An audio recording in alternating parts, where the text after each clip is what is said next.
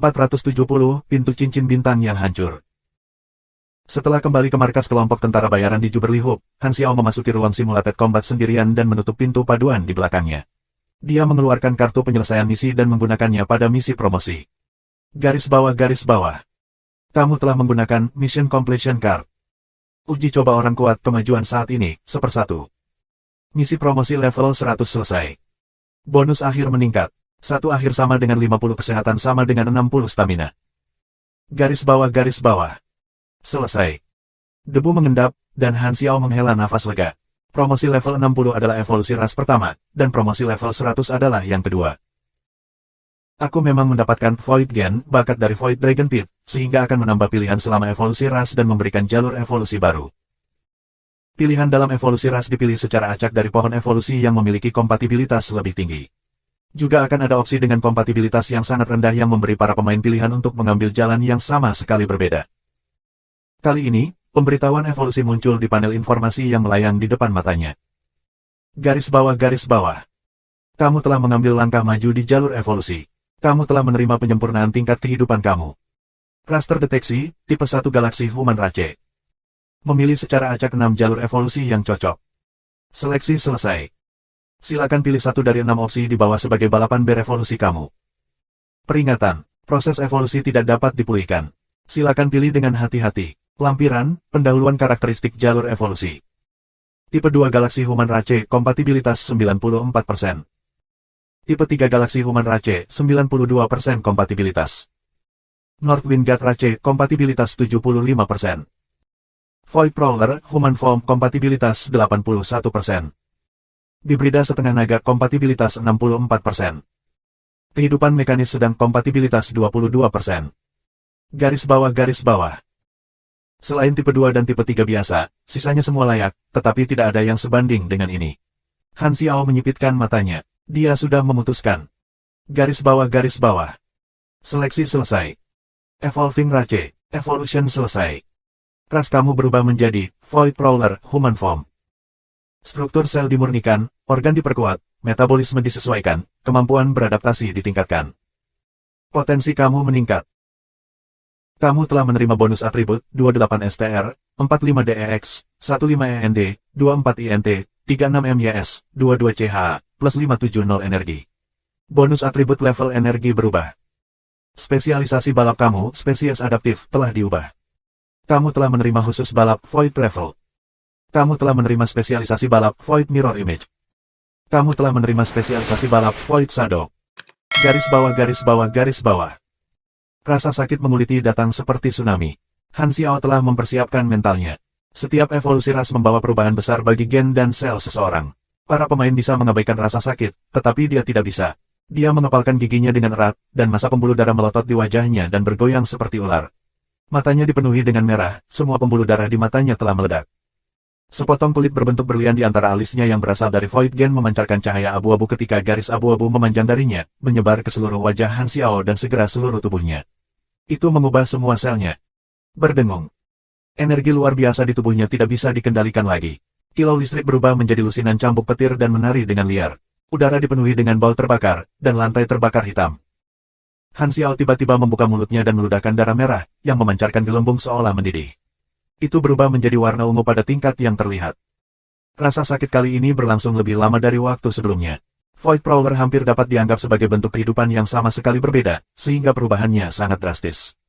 Ini memang jalur evolusi khusus yang diberikan oleh Void Gen. Baik secara bergantian race speciality atau potensi masa depan, ini adalah pilihan terbaik di antara 6 opsi. Ras manusia tipe 2 dan galaksi tipe 3 adalah jalur evolusi yang biasa dengan fokus yang berbeda, tetapi mereka agak biasa-biasa saja.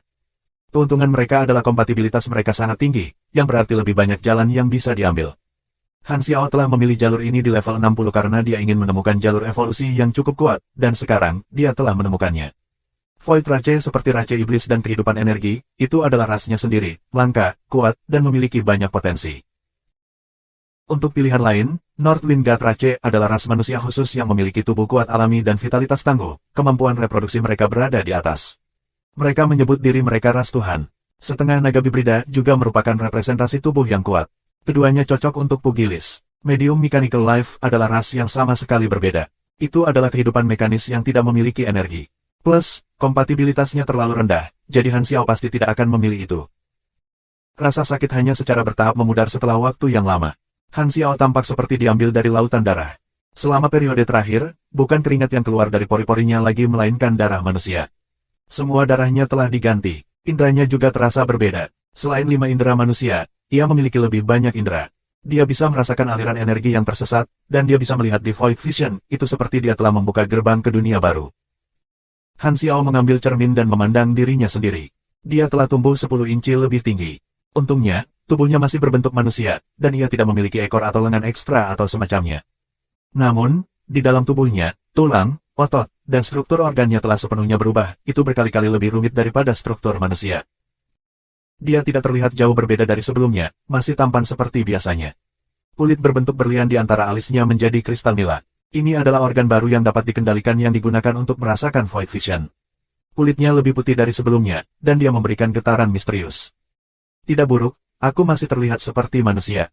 Bagaimanapun, ini adalah bentuk manusia Void Prowler. Siapapun yang berubah menjadi Void Prowler mampu mempertahankan penampilan aslinya, sehingga sebagian besar makhluk dapat bermutasi menjadi Void Prowler. Petik 2. Han Xiao sangat berpengetahuan. Ketiga spesialisasi ras adalah bakat alami Void Prowler. Di antaranya, Void Travel adalah kemampuan inti. Biarkan aku mencoba melihat bagaimana rasanya. Dunia di depan matanya berubah. Semuanya menjadi berkabut seperti dia mengamati kenyataan melalui lapisan bahan transparan. Ini adalah visi Void, ia memasuki dimensi cermin yang mencerminkan kenyataan di mana waktu berlalu dengan kecepatan yang berbeda. Ketika Han Xiao pindah, dunia nyata pada dasarnya diam, tetapi dia tidak bisa memengaruhi kenyataan dengan cara apapun dan hanya akan melalui benda-benda fisik. Dua dimensi itu seperti cermin yang saling menempel erat, mereka tidak bisa saling mengganggu. Itu seperti mode sembunyi-sembunyi yang memungkinkan gerakan bebas. Void Travel tidak memiliki batas durasi tetapi terus-menerus menghabiskan sejumlah besar stamina selama durasinya. Cooldown-nya adalah 5 menit.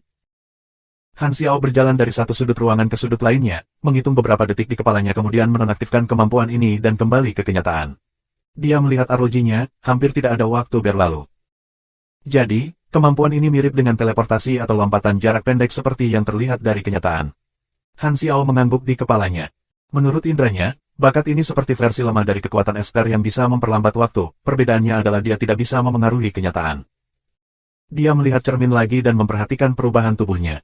Ketika dia menggunakan Void Prowler Srace Specialities, dia akan menyimpang dari bentuk manusia biasanya dan memasukkan formulir Void, karena hanya dengan begitu dia dapat memasuki dimensi Void. Kulitnya menjadi jernih dan abu-abu. Di bawah kulitnya ada garis-garis cahaya redup seperti cahaya bintang. Kulit putihnya memendek menjadi tanda dan menyebar di tubuhnya mengikuti struktur tulangnya. Tanda-tanda putih bertemu di kristal di antara alisnya. Han Xiao menunggu sebentar, dan tubuhnya secara otomatis berbalik. Tanda-tanda putih membesar dan menutupi kulitnya ketika ia kembali ke bentuk manusia. Warna kulit abu-abu selama formulir Void diserap oleh kristal seperti sungai. Bentuk kehidupan yang ajaib. Han Xiao terus-menerus beralih di antara dua bentuk dan membiasakan dirinya dengan mereka. Adapun dua spesialisasi ras lainnya, seperti namanya, Void Mirror Image dapat menghasilkan gambar cermin tanpa kemampuan tempur yang digunakan untuk membingungkan musuh, dan Void Shadow adalah kemampuan untuk memanggil Void Shadow yang akan ada selama 30 menit. Bayangan itu memiliki karakteristik bayangan, tidak akan terluka, tidak bisa menyerang, dan bergerak sangat cepat. Ini dapat digunakan untuk mengintai atau mengganggu visi musuh. Kedua spesialisasi balap ini juga membutuhkan stamina dalam jumlah besar. Sebagian besar ras hanya memiliki satu atau dua spesialisasi, tiga sangat istimewa. Spesialisasi balap sang pencuri Void terutama difokuskan pada mengganggu, membingungkan, dan menghindari. Void Travel adalah yang paling penting, itu adalah kemampuan menghindar yang sangat kuat dan hanya memiliki cooldown 5 menit. Pada antarmuka, persyaratan peningkatan kelas dari kelas utamanya telah dipenuhi. Pemberitahuan muncul. Garis bawah garis bawah garis bawah. Kamu telah menerima kelas baru, War Mechanic LV1. Plus 120 energi, 3 DEX, 3 END, 5 INT. Kamu telah menerima 6 poin atribut gratis. Kamu telah menerima 1 poin potensial. Kamu telah memperoleh kemampuan Application Level Machinery Affinity. Kamu telah memperoleh kemampuan Modifikasi Limbah. Kamu telah memperoleh kemampuan Mechanical Force Overload. Kamu telah menerima kemampuan Teknik Kekuatan Tempur Mekanik Terkunci. Kamu telah memperoleh bakat Battlefield Wisdom. Garis bawah garis bawah garis bawah. War Mechanic adalah kelas tahap ke-6 dari kelas mekanik. Itu adalah waktu di mana kelas mekanik memamerkan kekuatannya. Level maksimum kelas ini adalah 20. Seperti namanya, kelas mekanik akhirnya mulai fokus pada kemampuan tempur pada tahap ini. Selain Affinity mesin baru, semua kemampuan lainnya adalah kemampuan bertarung. Dia menghabiskan pengalamannya di kelas utama dan menaikkannya. Garis bawah garis bawah garis bawah. War Mechanic, naik level hingga LV16. Plus 120 energi, 3 DEX, 2 END, 5 INT. Kamu telah menerima 6 poin atribut gratis. Kamu telah menerima 1 poin potensial. Garis bawah garis bawah garis bawah. Di atas level 100, setiap level membutuhkan lebih banyak pengalaman untuk naik level. Han Xiao memiliki sekitar 1,6 miliar pengalaman saat ini, dia menghabiskan 1,3 miliar pengalaman dan menaikkannya ke level 16. Dia masih 4 tingkat dari LV20 maksimum, tetapi dia sudah kehabisan pengalaman. Pengalaman yang dia panen dari para pemain di versi 1.0 hampir habis. Aku memiliki hampir 300 juta pengalaman yang tersisa. Aku bisa menaikkannya sekali lagi, tetapi tidak bermanfaat untuk menggunakannya untuk meningkatkan kemampuan. Juga, 2 pengetahuan HN perlu digabungkan ke dalam cetak biru baru. Lebih baik menyimpannya. Haha, akhirnya aku akan menyelesaikan banyak pengalaman ini. Han Xiao tersenyum puas. Sudah lama sekali sejak terakhir dia merasa membutuhkan pengalaman. Bukan saja dia tidak merasa tidak bahagia, dia juga gembira, dan rasa nostalgia menyapu dirinya. Dia telah menghitungnya sejak lama dan tahu bahwa dia pasti akan dapat menghabiskan semua pengalaman setelah promosi level 100-nya. Ini berita bagus. Jumlah pengalaman apapun di antar muka hanyalah angka, mirip dengan tidak menghabiskan uang yang diperoleh. Hanya dengan mengubahnya menjadi kemampuan bertarungnya dia akan menggunakannya sepenuhnya. Ketika dia memainkan permainan di kehidupan sebelumnya, perasaan terbaik adalah ketika dia menghabiskan semua pengalamannya. Sekarang setelah dia akhirnya mencerna apa yang dia buat dalam versi 1.0, dia merasakan kepuasan yang kuat. Para pemain tidak akan ada selama pembaruan versi, jadi tidak ada cara untuk dengan cepat mendapatkan pengalaman. Waktu dimulainya versi berikutnya adalah saat ia mulai memanen pengalaman lagi. Setelah menghabiskan pengalaman ini, sekarang aku level 116. Bagus. Ketika para pemain muncul lagi, itu akan menjadi kesempatan bagi aku untuk menjadi lebih kuat lagi. Han Xiao menyipit. Dia menantikan versi 2.0 tiba dalam waktu 1 tahun. Setelah menjadi War Mechanic, Han Xiao memiliki 5 kemampuan baru di antar mukanya. Bahkan tanpa melihat mereka, dia akrab dengan efek dari kemampuan ini. Tingkat aplikasi mesin Affinity memiliki lebih banyak bonus mesin Affinity daripada Advanced Machinery Affinity. Itu adalah inti dari kelas mekanik, jadi dia pasti harus menaikkannya. Karena dia hanya memiliki 300 juta pengalaman yang tersisa, dia hanya menaikkannya ke LV5. Setiap tingkat memberi afinitas mesin 5%, sehingga afinitas mesinnya meningkat 25%. Prasyarat modifikasi limbah adalah salah satu dari 3 kemampuan dari teknologi kompresi, konstruksi mesin dasar. Efeknya agak mirip. Efek modifikasi limbah adalah jika sebuah mesin dihancurkan dan menjadi tumpukan bagian-bagian scrap, kemampuan ini dapat memulihkan bagian-bagian ini dan mengubahnya menjadi mesin-mesin asli. Tentu saja, mesin akan mengalami penurunan 25% dalam atribut dan menjadi 1 atau 2 nilai lebih rendah. Juga, kemampuan ini dapat digunakan beberapa kali pada target yang sama sampai nilai target mencapai gray atau mengalami penurunan atribut 75%. Ini berarti bahwa kemampuan ini dapat digunakan maksimal 3 kali pada target yang sama. Seperti namanya, kemampuan ini adalah kemampuan daur ulang limbah yang sangat efisien. Efeknya jauh lebih kuat dalam pertempuran sebenarnya daripada yang dinyatakan dalam pendahuluan. Selain itu adalah salah satu alasan bahwa kelas mekanika perang memiliki awalan perang. Ini memberi mekanika lebih banyak pilihan taktis. Dalam kehidupan Han Xiao sebelumnya, hanya ketika para pemain mencapai tingkat kelas utama kelima dan keenam di versi 3.0 melakukan mekanika pertama kali menunjukkan kekuatan mereka. Kelas War Mechanic sangat kompleks dan sulit dikuasai, kombonya sulit digunakan, dan diperlukan pola pikir taktis yang sangat kuat. Kelas War Mechanic adalah kelas yang paling sulit untuk beroperasi di antara 5 kelas. Mechanical Force Overload adalah kemampuan meningkatkan yang normal, mirip dengan Surging Mechanical Force dan Overload tetapi dengan angka yang lebih tinggi. Perbedaan di antara mereka adalah bahwa kekuatan mekanik surging tidak memiliki efek samping, beban berlebih menurunkan daya tahan mesin, dan beban kekuatan mekanis akan menyebabkan mesin memasuki cooldown di mana mereka tidak dapat digunakan. Itu bukan kemampuan yang sangat berdampak. Namun, ketika digunakan bersama-sama dengan kelebihan pada mesin yang sama, peningkatan akan meningkat 40% lagi, dan daya tahan akan berkurang 33% segera. Han Xiao telah menggunakan kemampuan ini banyak di masa lalu, tetapi dia hanya menggunakannya pada mesin yang dia bersedia untuk berkorban. Kemampuan yang paling istimewa adalah teknik kekuatan tempur mekanik yang masih terkunci sampai pengetahuan high-end Advanced Electromagnetic Force Field dipelajari. Apa yang istimewa tentang kemampuan ini adalah bahwa itu bukan kemampuan yang meningkatkan mesin tetapi mekanik sendiri. Kekuatan mekanis diubah dari energi elektromagnetik, jadi itu juga elektromagnetik. Kemampuan ini memungkinkan para mekanik untuk tetap bisa bertarung meski tanpa mesin, seperti bagaimana setiap mage memiliki kemampuan bertarung jarak dekat tertentu. Bakat Battlefield Wisdom adalah bakat tetap dari kelas mekanik. Setelah memasuki pertempuran, bakat ini akan memberikan tambahan 1% intelijen setiap menit hingga mencapai maksimum 15%. Bersama dengan bakat yang tidak terkunci di tahap kelas utama sebelumnya, pemahaman analitik mesin, yang memberikan mesin afinitas 1% untuk setiap 10 intelijen, hal itu memungkinkan mekanik menjadi lebih kuat ketika level mereka meningkat. Selama pertempuran antara pemain, mesin mekanik terus melemah selama pertempuran, dan bakat ini memenuhi kekurangan kemampuan mekanik dalam pertempuran panjang.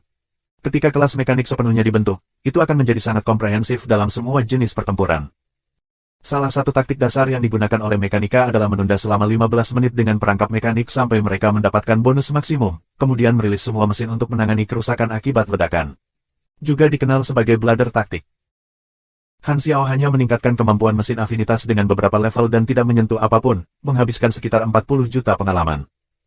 Dia ditinggalkan dengan sekitar 250 juta pengalaman, yang dia rencanakan untuk ditabung dan belanjakan perlahan. Dia kemudian menghabiskan 96 poin atribut gratis pada antarmuka semua dalam intelijen seperti biasa. Meskipun dia ragu-ragu untuk sepersekian detik ketika dia melihat angka 1 pada atribut keberuntungannya, dia tidak menghabiskan semua itu untuk keberuntungan. Meskipun atribut keberuntungannya sulit untuk dilihat, menempatkan poin apapun di Luke tidak akan banyak berguna baginya. Keberuntungan terkait dengan item drop rate dan beberapa kemampuan, tetapi ia tidak bergantung pada keberuntungan untuk apapun, juga tidak memiliki kemampuan yang terkait dengan keberuntungan. Selain itu, hanya beberapa poin di Luke tidak akan berguna. Jika dia ingin mengambil jalan itu, dia harus setidaknya memasukkan puluhan poin. Bahkan kemudian, itu masih tidak membuat banyak perbedaan. Oleh karena itu, ia terus memasukkan semua poin atribut gratis ke intelijen. Setelah dia selesai mengalokasikan poin atribut gratis, atributnya setelah promosi ditata dengan jelas. Garis bawah. Level, 116. Kelas utama, mekanik. Ras, Void Prowler, bentuk manusia.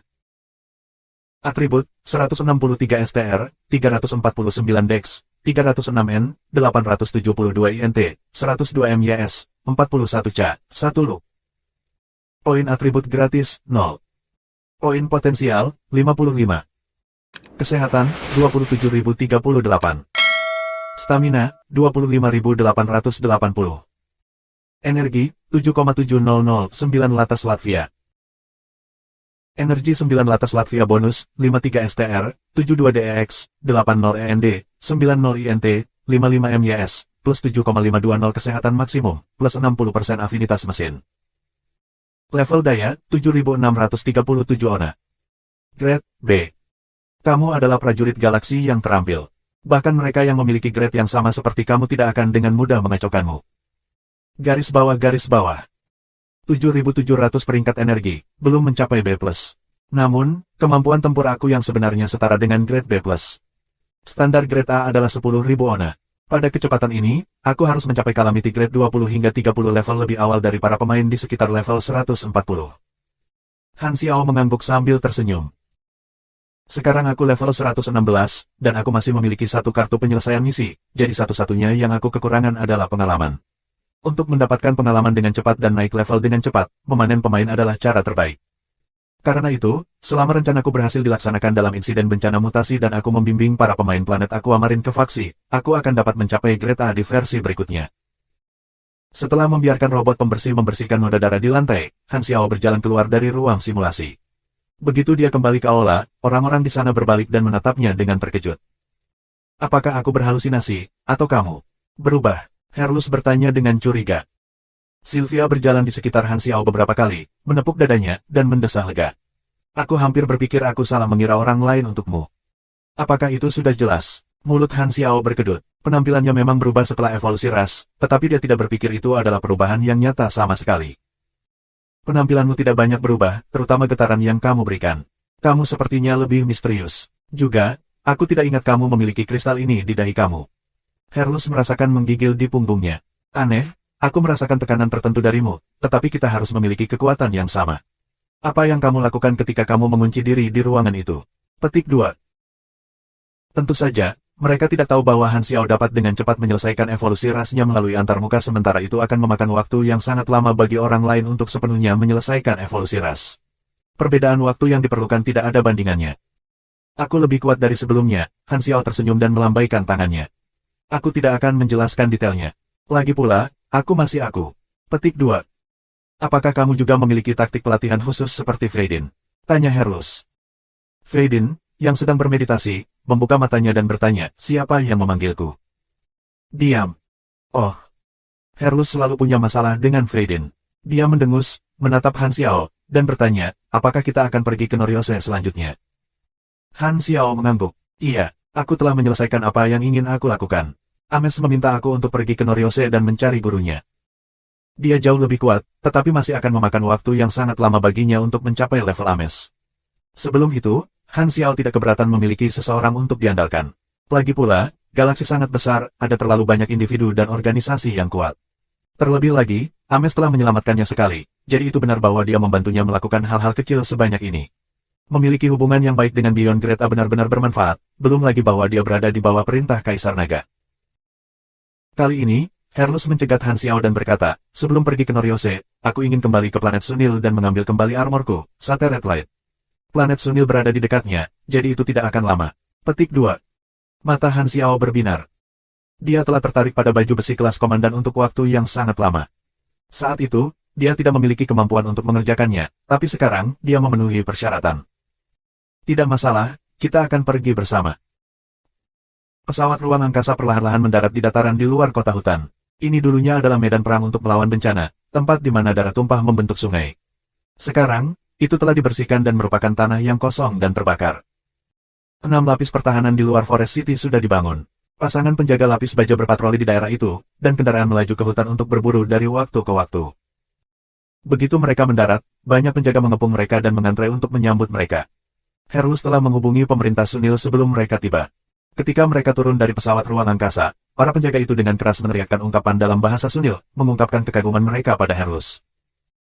Ayo pergi, aku sudah menghubungi para pejabat, jadi kita akan menuju ke lab penelitian untuk mengambil armorku, Herlus tersenyum. Mereka mengikuti para prajurit dan memasuki hutan kota.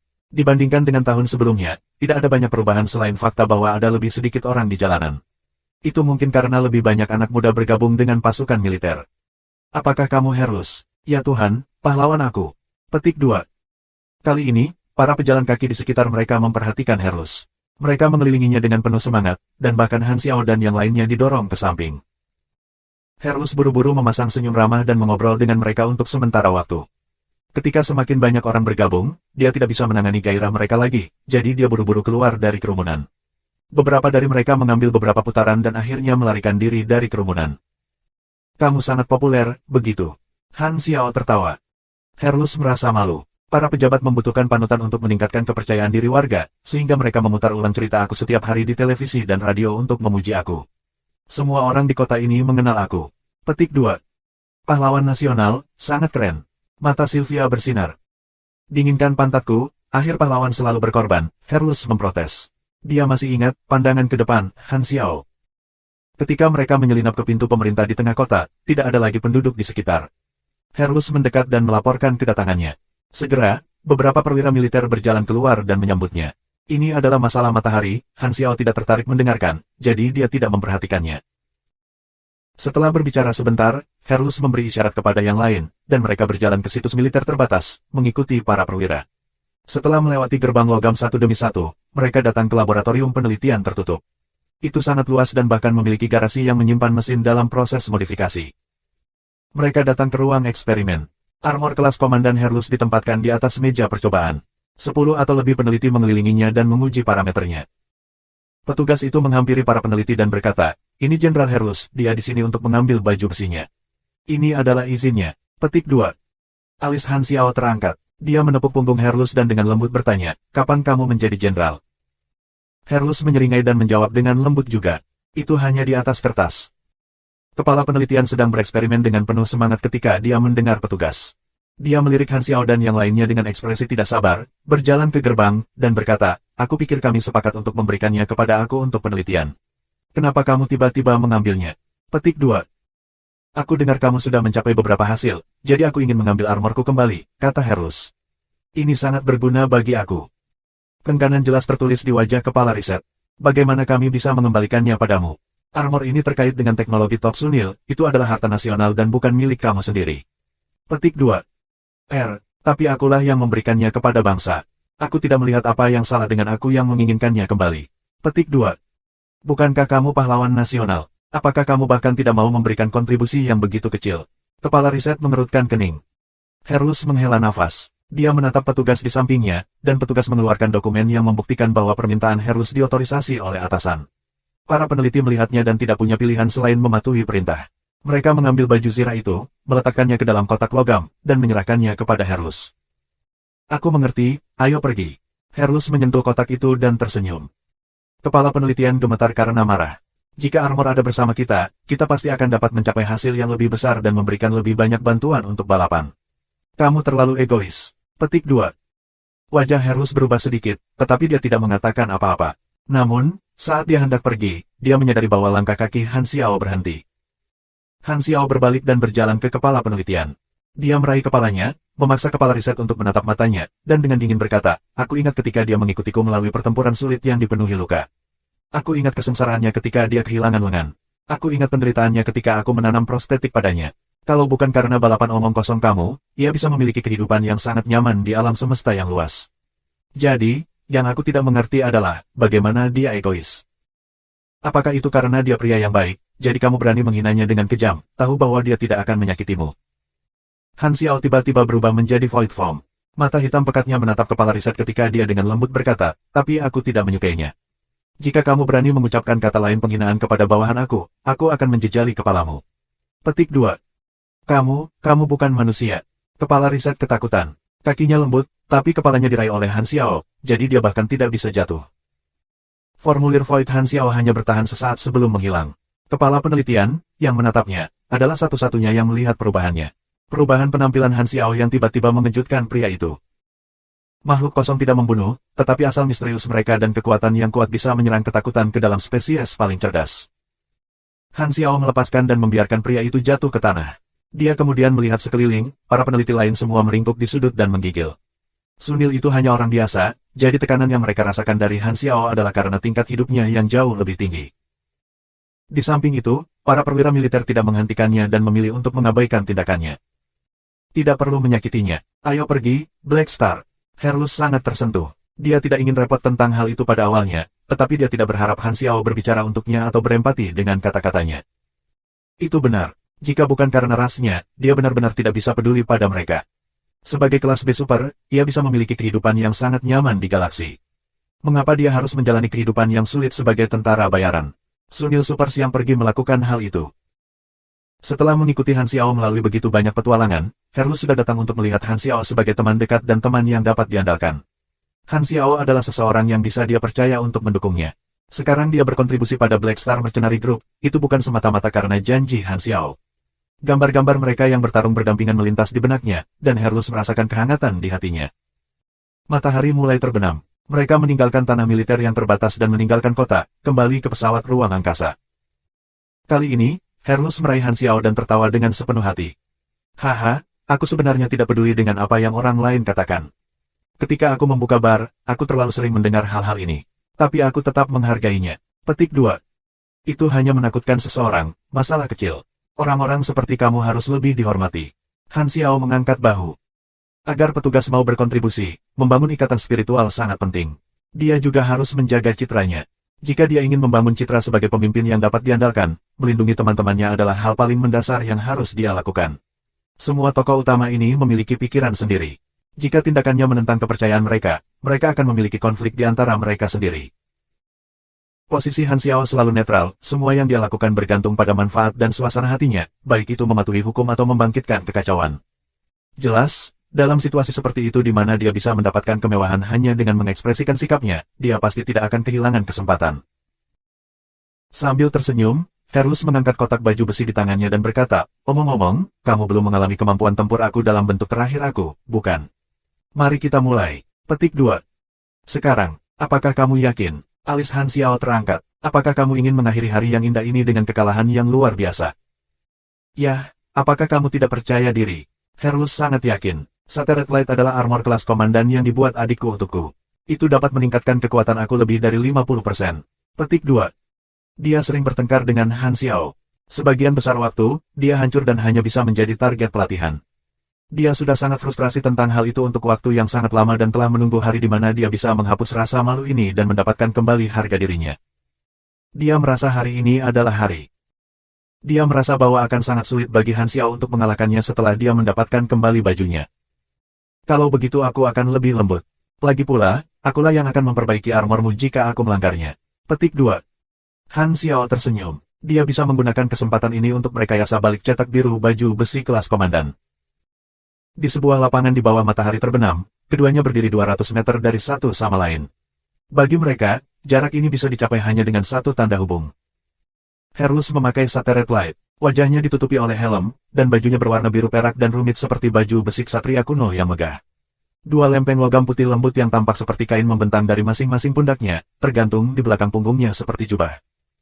Bersenandung. Sebuah nyala putih besar yang sangat kuat melesat ke langit, dan cincin gelombang kejut menyebar dari pusat, menimbulkan debu.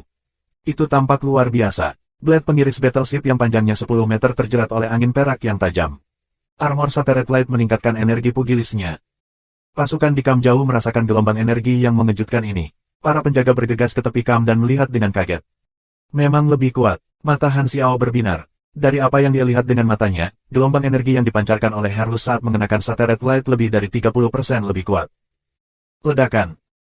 Herlus menebas dengan pedangnya, dan busur energi perak setinggi 30 meter memotong tanah, menuju ke Han Xiao seperti tsunami. Visi Han Xiao langsung dipenuhi dengan cahaya perak. Bola terkompresi meluas, dan Void Dragon dengan cepat menempelkan dirinya ke tubuhnya. Han Xiao menumpukan kedua tangannya dan membidik ke depan. Dengan cahaya kelabu bergelombang, Void Jet Spray menghancurkan busur energi hanya beberapa inci jauhnya. Swoosh! Saat berikutnya, pisau tajam berlari melewati sisa-sisa busur energi dan menebas. Herlus mengikuti di belakang busur energi seperti tembakan panah dari busur. Serangannya tepat dan cepat, menutup jarak dalam waktu singkat dan tidak memberi Han Xiao kesempatan untuk mengerahkan mesinnya. Taktik yang aku tebak dengan benar tanpa berpikir. Han Xiao bergerak ke samping dan menghindar dengan mudah. Bila itu menebas ke tanah, dampaknya menyebar di bawah permukaan dan mengubah tanah dalam radius 10 meter menjadi batu pecah. Han Xiao mengayunkan tangannya, dan sabit elektromagnetik hitam terbuka dan muncul. Aku sudah sedekat ini, dan kamu masih punya energi untuk berbicara. Herlus mendengus. Dia memutar pegangan pisau. Bila pengiris battleship memendek hingga sekitar 1 meter, cocok untuk pertempuran jarak dekat. Mendering. Dalam sekejap mata, sabit dan bila saling bertabrakan lebih dari selusin kali. Mereka berdua bergerak dengan cepat, dan dampak dari bentrokan mereka mengubah tanah dalam 1 mil menjadi berantakan. Gelombang dampak dari pertempuran antara kelas B Supers bisa menghancurkan seluruh kota. Para prajurit Sunil menyaksikan dari jauh terus-menerus berseru dengan kaget. Kekuatan destruktif individu yang mengerikan seperti itu membuat para prajurit muda ini kagum dan kagum. Energi kuat Herlus seperti tsunami, menyerang satu gelombang demi gelombang. Ketika pugilis mencapai tingkat ini, setiap gerakan mereka dapat menyebabkan kehancuran besar. Tubuh mereka adalah senjata terkuat mereka, terutama untuk seseorang seperti Herlus yang bertarung begitu agresif. Pertarungan jarak dekat adalah kekuatan kelas pugilis, tapi Han Xiao tidak takut sama sekali. Berbagai bonusnya bukan dekorasi. One Against the World sendiri memberinya bonus 11% di semua atribut, dan Battlefield Wisdom mulai menumpuk begitu pertempuran dimulai. Meskipun aku tidak takut pertempuran jarak dekat, kekuatan aku ditekan dalam situasi ini. Metode normal tidak bisa menahan pugilis dengan kekuatan destruktif yang kuat. Han Xiao memblokir pedang itu dengan sabitnya dan secara bersamaan diaktifkan tolak duri mencerminkan sebagian dari kerusakan. Seluruh tubuh Herlus tiba-tiba bergetar ketika dia didorong menjauh. Kakinya membelah dua celah di tanah. Swoosh! Orb terkompresi lain diaktifkan, dan dua sayap mekanis membentang di belakang Han Xiao. Sayap melepaskan angin panas, dan Han Xiao melayang di udara.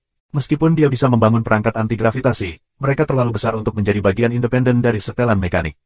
Dia belum menggabungkan cetak biru untuk perangkat anti-gravitasi mini. Kemampuannya untuk terbang masih berasal dari sayap. Output daya mereka sudah ditingkatkan, sehingga mencapai kecepatan supersonik sangat mudah. Mendering. Han Xiao membuka tangannya di udara, dan hampir 100 bola terkompresi keluar dari pipa. Mereka mendarat di tanah dan dengan cepat meluas, berubah menjadi artileri dan banyak binatang mekanik. Hujan peluru terfokus pada Herlus, zirahnya ditutupi oleh kilau api yang tak terhitung jumlahnya.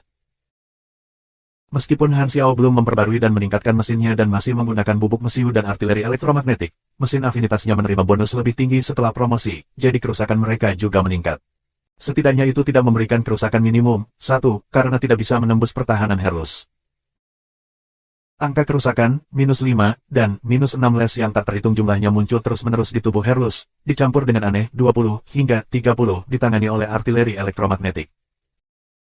Kerusakan yang ditangani pada satu contoh tidak tinggi, tetapi frekuensi serangan yang mengerikan menyebabkan angka kerusakan muncul dari tubuh Herlus seperti air terjun.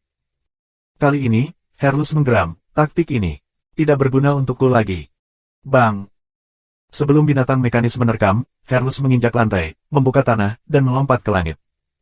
Jubah putih di pundaknya tiba-tiba mulai menari. Energinya berubah menjadi kekuatan dan memberi dua paduan lunak ini kemampuan untuk melayang melalui beberapa metode khusus. Herlus sudah mulai terbang. Dia melompat di langit dan menyerbu ke arah Han Xiao. Bunyi. Blade pengiris battleship bertabrakan dengan baju besi Han Xiao, membuat Han Xiao terbang kembali dan berguling di udara. Baju besi ini bisa terbang. Han Xiao menstabilkan posisinya dan menyipit. Pugilis yang bisa terbang akan menjadi ancaman yang jauh lebih besar. Han Xiao menyadari bahwa Herlus telah menyembunyikan ini di lengan bajunya. Jika dia belum melalui promosi, dia mungkin tidak akan bisa mengalahkan Herlus dalam kondisi ini. Bukan saja dia tidak kaget, dia juga senang. Semakin kuat Herlus, semakin kuat kelompok tentara bayarannya.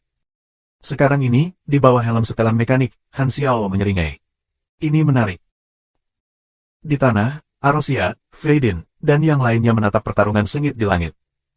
Herlus the Fraud juga bisa terbang. Sepertinya itu akhir dari Kapten. Seorang mekanik yang dipaksa bertempur jarak dekat dengan pugilis pada dasarnya sudah mati. Volga tertua bersuara. Guru tidak akan kalah. Telapak tangan Sylvia berkeringat, lututnya lemah, saat dia menyaksikan pertempuran dengan cermat. Keduanya membalik di udara. Binatang mekanis di tanah tidak berguna, dan artileri tidak dapat mengenai Herlus karena kecepatannya. Gaya bertarung Herlus halus, cepat, dan tidak meninggalkan celah, memberi Han Xiao waktu untuk meningkatkan jarak di antara mereka. Cara Sylvia melihatnya, Han Xiao jelas tidak diuntungkan. Namun, dia memiliki kepercayaan yang tak terlukiskan pada gurunya. Mata kakak tertua Volga berbinar. Ingin bertaruh. Aku bertaruh Kapten akan kalah, dan kamu akan bertaruh dia akan menang, apa yang kamu katakan. Petik 2. Sylvia bermasalah. Guru aku mengatakan bahwa berjudi adalah kebiasaan buruk. Omong kosong, dia hanya mengatakan itu karena dia tidak bisa menang, kata kakak tertua Volga. Mari kita bertaruh 300 enas. Apakah kamu tidak percaya diri dengan Kapten ini? Petik 2. Oke, aku akan menerimanya. Sylvia mengepalkan giginya dan menyetujui taruhan. Bersenandung. Tiba-tiba, medan elektromagnetik yang tidak berbentuk terbentuk dari helm Han Xiao. Visi jas mekanis Herlus langsung berubah menjadi hitam, dan dia kehilangan pandangan sesaat. Herlus dengan cepat membuka helmnya dan mengamati dengan matanya. Melihat bahwa Han Xiao tidak pergi jauh, dia segera memotong punggung Han Xiao dengan pedangnya. Kamu ingin lari? Sudahkah kamu meminta izin dari pedangku? Herlus tertawa. Namun, tebasan ini memotong Han Xiao menjadi dua tanpa perlawanan. Herlus terkejut. Kemudian, dua bagian, Han Xiao bergetar seperti riak dan menghilang. Batal gambar cermin. Kemampuan apa ini? Kenapa aku tidak melihatnya sebelumnya? Tiba-tiba Herlus memiliki firasat buruk. Dengan kesempatannya, Han Xiao diam-diam kembali ke tanah langsung di bawah Herlus. Sebuah mesin baru muncul di bawah kakinya. Itu adalah piringan logam besar yang diletakkan rata di tanah. Di jantungnya ada 3 lubang berbentuk segitiga sama sisi yang memancarkan cahaya biru redup. 3 lubang ini membentuk lubang yang lebih besar, yang diarahkan ke Herlus. Bersenandung. Sebelum Herlus bisa bergerak, lubang segitiga itu menembakkan sinar cahaya biru lebar dan tembus pandang yang menyelimutinya. Dia kehilangan kendali atas tubuhnya dan dengan cepat turun. Dengan bunyi dentang yang keras, dia dihisap dengan ketat dan terpaku pada mesin ini, tidak dapat melarikan diri dengan cepat. Ini adalah perangkap mekanis. Awalnya digunakan oleh pesawat ruang angkasa untuk menarik benda dan tidak digunakan untuk pertempuran sama sekali. Sangat sulit baginya untuk mencapai target kecepatan tinggi, tetapi jika berhasil mencapai, itu akan menjadi metode penghambat yang sangat kuat. Yang memalukan, dalam kehidupan sebelumnya, Han Xiao adalah pemain pertama yang menggunakan ini dalam pertempuran yang sebenarnya. Han Xiao menjentikkan jarinya. Semua artileri ditujukan pada Herlus, yang tidak bisa bergerak dan menembak. Pada saat yang sama, ia mengaktifkan Overload Surging Mechanical Force dan Mechanical Force Overload untuk semua artileri sebelum diaktifkan Jin Liberation. Meskipun ia hanya mendapat bonus kerusakan 2.2 kali terendah, itu sudah lebih dari cukup untuk mengakhiri pertempuran ini. Ledakan. Asap tebal dari serangan benar-benar menutupi Herlus. Berhenti, berhenti, berhenti. Aku akui kekalahan. Berhentilah memukul, armorku akan meledak. Petik 2. Suara panik Herlus keluar dari asap tebal. Han Xiao perlahan berjalan ke samping, menghentikan artileri, dan menonaktifkan jebakan. Herlus berdiri. Cahaya satelit yang megah dan sejuk ditutupi dengan bekas luka dan retakan. Herlus patah hati oleh betapa rusaknya itu. Belum lama ini, dia benar-benar memegang kendali, tetapi dia tidak pernah menyangka satu kesalahan pun akan menyebabkan dia kalah dalam sekejap. Kapan Black Star menjadi begitu kuat? Herlus tidak bisa mengalahkannya bahkan dengan memakai Satellite Light. Mengapa perbedaan di antara mereka tidak tumbuh lebih kecil tetapi lebih besar? Dia berpikir bahwa dia akhirnya bisa mengalahkan Han Xiao dan menghapus rasa malunya, tetapi sekarang dia lebih frustrasi. Seberapa besar kekuatanmu yang kamu gunakan? Tidak semuanya. Kamu gila. Han Xiao menyeringai. Karena titik lemah dari kelas mekanik adalah pertarungan jarak dekat, dia paling tidak takut akan itu. Setelah bermain kelas mekanik selama bertahun-tahun dalam kehidupan sebelumnya, orang-orang yang telah ia kalahkan yang mencoba memaksanya berperang jarak dekat bisa menumpuk hingga ke bukit. Namun, meskipun Han Xiao memang menang, dia masih menemukan beberapa masalah. Gaya murahan yang ia gunakan terlihat agak lemah ketika ia menggunakannya pada lawan yang memiliki nilai yang sama dengannya. Dia harus menggunakan kemampuan ledakan untuk menang. Tidak ada yang salah dengan taktiknya. Sepertinya aku perlu membuat mesin yang lebih kuat. Herlus masih menggertakkan giginya. Dia digunakan untuk menjadi agresif dalam pertempuran dan melawan musuh, tetapi dia merasa sangat terbatas ketika dia melawan Han Xiao, dan itu membuatnya merasa tidak nyaman. Sepertinya dia selalu berada di atas angin, tetapi itu lebih seperti dia mengikuti rencana Han Xiao. Pertempuran itu tampak intens, tetapi hanya dia yang tahu seberapa baik Han Xiao menghindari serangannya. Dia hanya mendapatkan beberapa serangan. Herlus tidak bisa memaksimalkan keterampilan bertarungnya sebagai pugilis sama sekali. Jadi, secara keseluruhan, itu adalah pertarungan yang sangat tidak nyaman dan tertahan baginya. Baiklah, berhenti bermuram durja.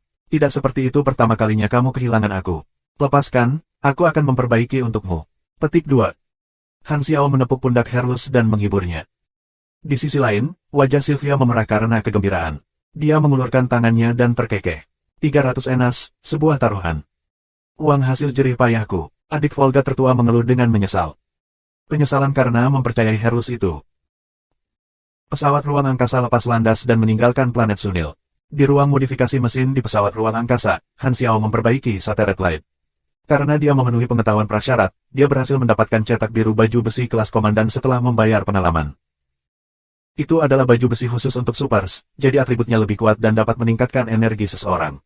Selain tidak memiliki banyak fungsi, kinerja tidak jauh lebih rendah dari amphitherennya. Plus, sebagai perbandingan, bahan-bahannya jauh lebih murah, sehingga biaya produksi massal itu jauh lebih rendah. Han Xiao sudah mendapatkan semua set baju besi dari Sunil, kelas pendaftar, kelas NCO, dan kelas komandan. Dia bisa menjual ini kepada para pemain secara bertahap, yang pada dasarnya akan menjadi spesialisasi faksi pertama. Bagaimanapun, Sunil tidak akan menjual baju besi top mereka, jadi para pemain harus menanamkan faction favorability jika mereka ingin membeli dari mereka. Han Xiao, bagaimanapun, menjualnya untuk uang. Menghabiskan uang bisa menghemat waktu, dan waktu sangat berharga. Dengan cara ini, para pemain akan membeli waktu mereka yang tak ternilai dengan uang. Betapa layaknya itu. Moriose sangat jauh, terletak di perbatasan Satellite Star Ring seperti salah satu gerbang ke Star Ring. Bahkan dengan berbagai Stargate, pesawat ruang angkasa masih harus melakukan perjalanan berhari-hari sebelum tiba. Kali ini lebih dari cukup bagi Han Xiao untuk membangun mesin baru yang lebih kuat untuk membuat dirinya lebih kuat. Selain itu, ia akan memiliki waktu untuk memikirkan persiapan apa yang harus ia buat untuk versi 2.0 mendatang. Kesulitan promosi sudah berakhir, jadi Han Xiao merasa sangat lega. Dia telah memecahkannya jauh lebih awal dari yang dia duga, jadi itu berarti dia menghemat cukup banyak waktu. Setelah menyelesaikan misi Ames, ia akan secara resmi mulai membuat persiapan untuk rencananya. Itu hanya menemukan seseorang, jadi itu tidak akan lama. Beberapa hari kemudian, sebuah planet logam semakin dekat. Tidak ada hutan hijau, tidak ada tanah abu-abu, dan tidak ada laut biru. Logam sepenuhnya menutupi permukaan planet. Tujuan terdeteksi, HAM. Tiba di Noriose, HAM. Temperatur permukaan cocok, HAM. Di aula pesawat ruang angkasa, robot bundar, gemuk berbicara dengan suara yang sangat mekanis. Tubuhnya yang berbentuk silindris terlihat seperti kaleng, dengan dua lengan mekanis yang panjang dan tipis di kedua sisi, dan tingginya sekitar 1 meter. Di bagian bawah tubuhnya ada roda yang memungkinkannya bergerak. Tiba-tiba, sebuah tangan besar meraih kepala robot ini dan mengangkatnya. Robot itu tampak panik, kedua lengan mekaniknya berayun secara acak di udara. Dengan tubuh robot bulatnya, anehnya itu tampak menggemaskan. Tertangkap, HAM, kata robot itu. Kali ini, pria yang mengenakan kemeja hitam yang duduk di sofa berbicara. Letakkan. Berapa kali aku katakan, Herlus, jangan bermain-main dengan robot aku. Petik 2. Herlus mengangkat bahu dan menurunkan robot. Segera setelah pria kecil ini kembali ke tanah, ia dengan cepat berguling ke samping sofa dan mencoba bersembunyi di balik kaki Han Xiao sambil menggigil. Han Xiao membelai kepala logam robot dengan lembut. Herlus menggaruk kepalanya dan berkata, bisakah kecerdasan buatan yang kamu bangun ini benar-benar bertarung? Tidak bisakah kamu ingat namanya? Itu disebut Philip, kata Han Xiao. Ini masih setengah jadi. Selama perjalanan pesawat ruang angkasa, Han Xiao menyibukkan diri. Dia telah menggabungkan beberapa cetak biru yang lebih kuat, memperbarui mesin tempurnya, dan menggunakan yang baru Advanced Artificial Intelligence Technology yang dia peroleh untuk membangun Philip kecerdasan buatan. Dibandingkan dengan chip pintar, kecepatan perhitungan, struktur logis, dan kapasitas data kecerdasan buatan jauh lebih tinggi.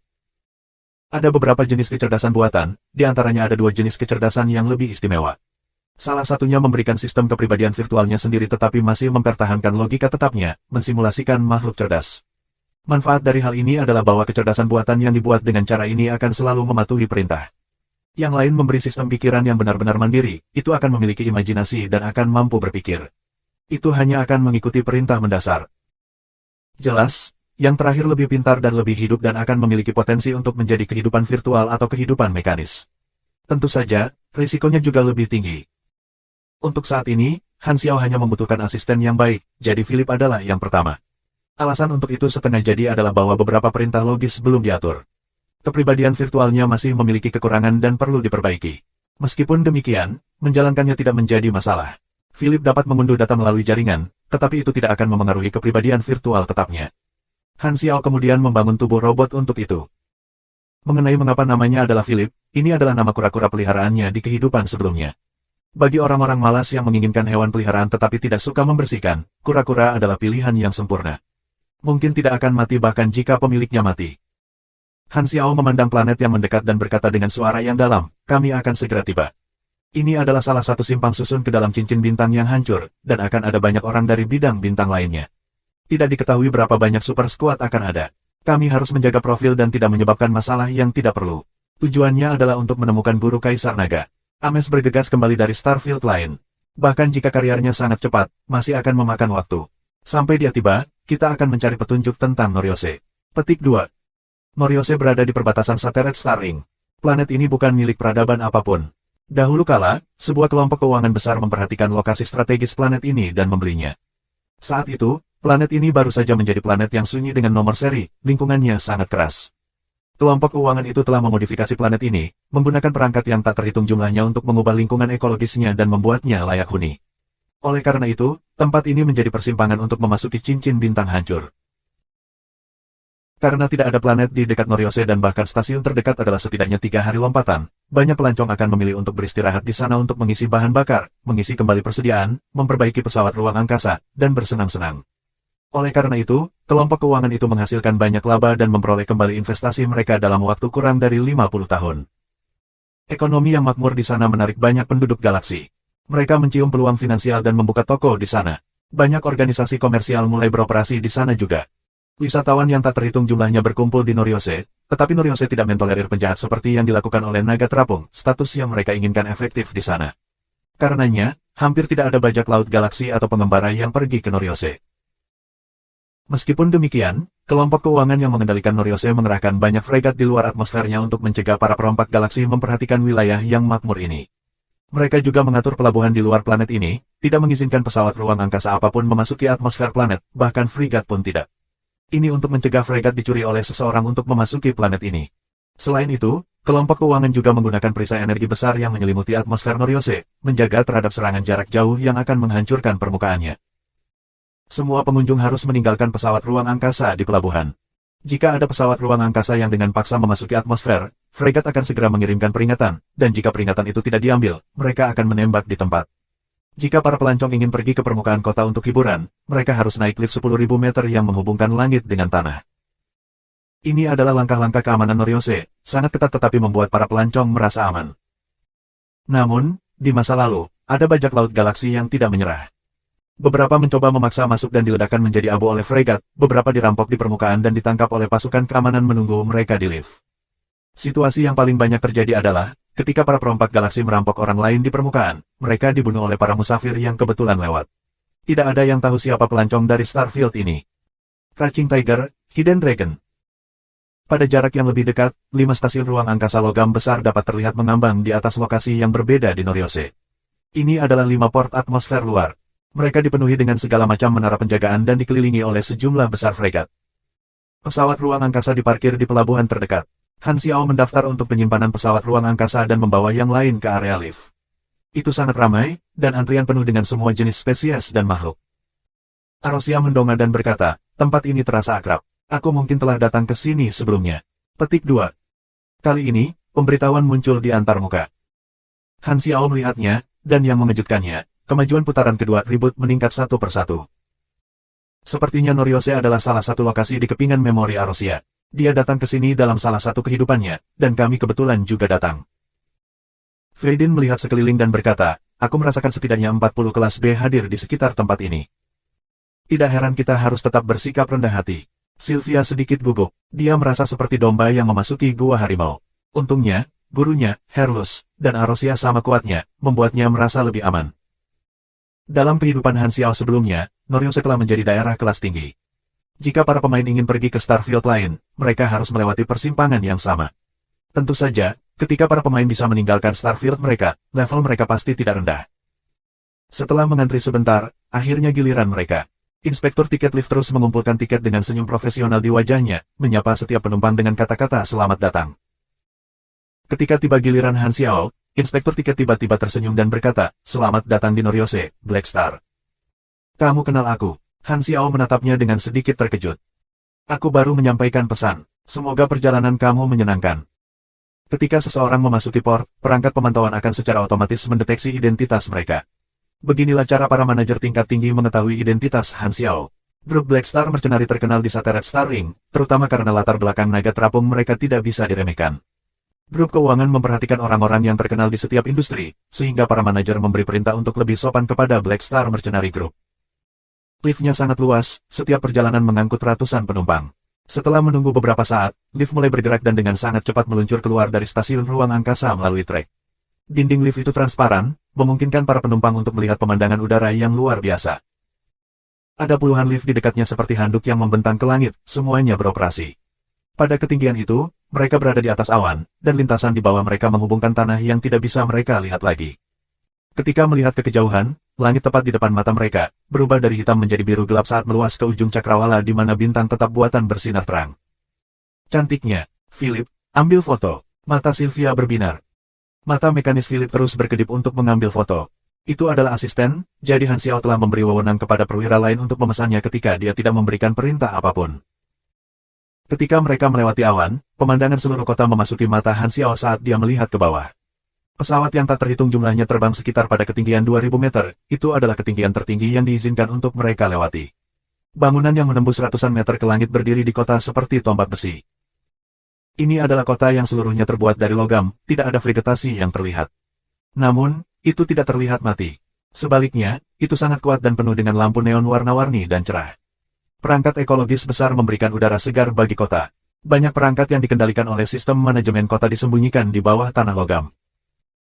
Fondasi kota ini dibuat dari jenis mesin yang diproduksi secara massal yang dibeli oleh kelompok keuangan Noryose dari kerajaan Crimson.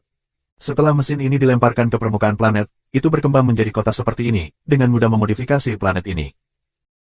Ada sekitar 10 kota di permukaan Noryose, yang dihubungkan oleh kereta api elektromagnetik untuk kereta kecepatan tinggi.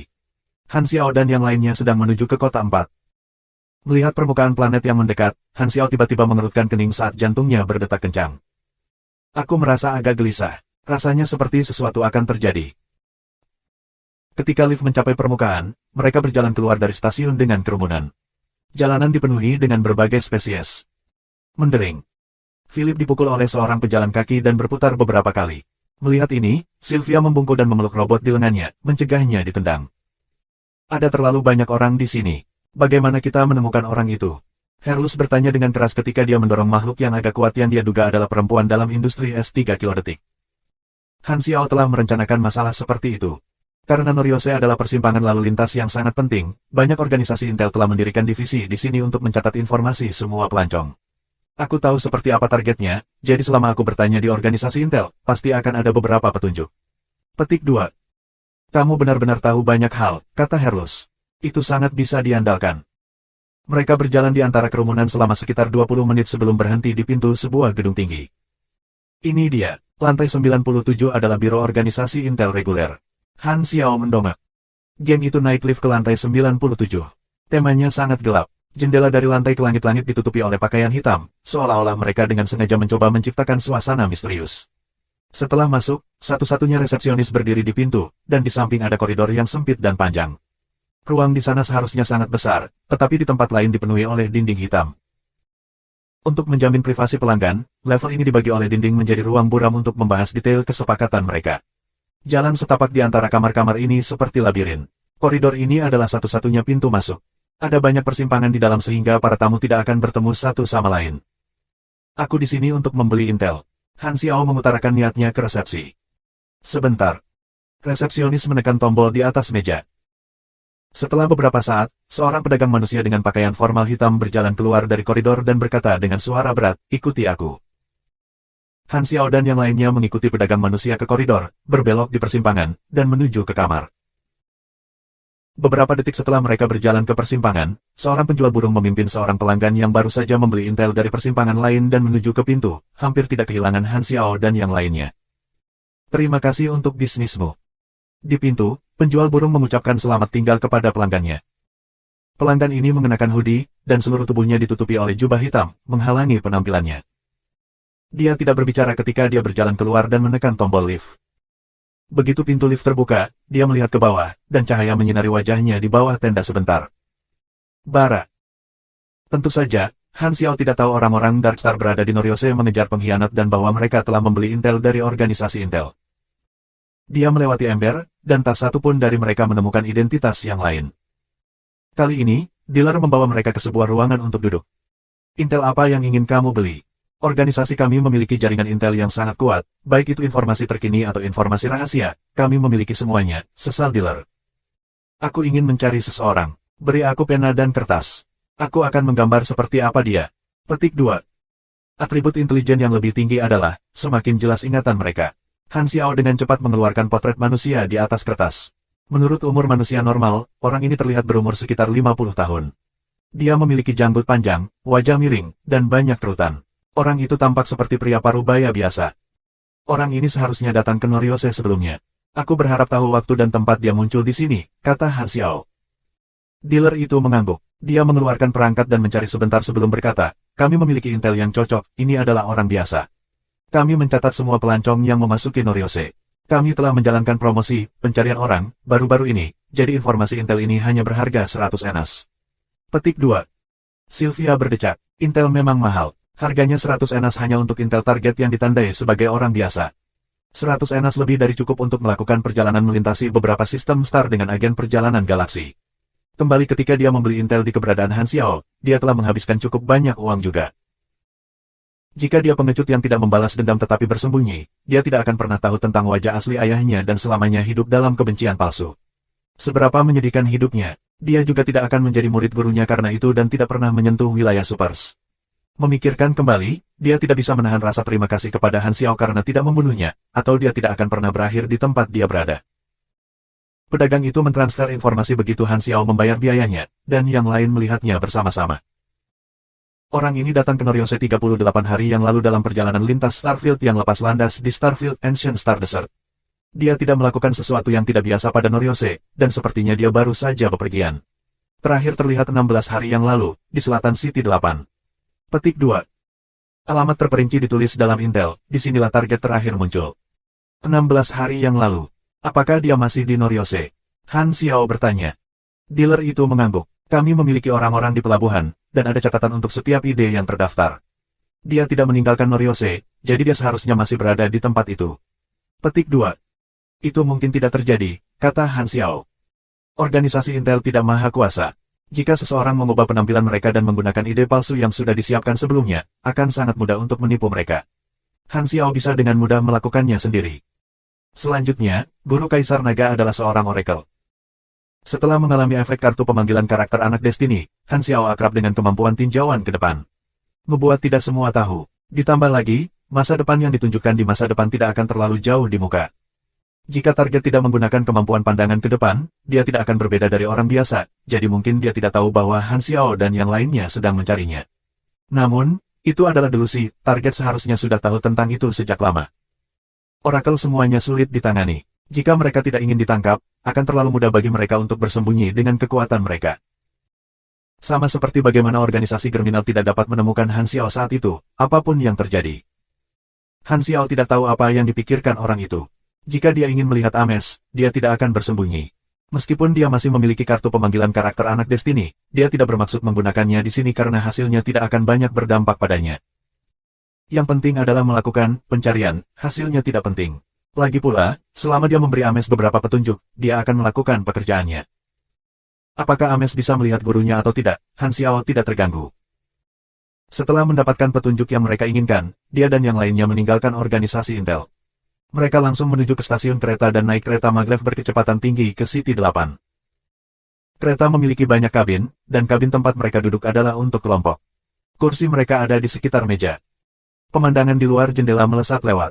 Herlus sedang bermain kartu dengan 3 bersaudara lagi, dan Faidin mengamati bagaimana orang normal memainkan kartu dari samping. Arosia sedang makan makanan ringan, dan Sylvia sedang bermain dengan Philip. Ketika mereka pergi ke Noriose hanya untuk menemukan seseorang, suasana hati mereka rileks ketika mereka mengobrol dan bercanda. Bagaimanapun, Black Star adalah yang terbaik dalam menemukan hal-hal, mereka tidak perlu khawatir. Han Xiao menyilangkan tangan dan beristirahat dengan mata tertutup. Kali ini, suara dari seorang pria aneh muncul di samping mereka. Dapatkah aku duduk di sini?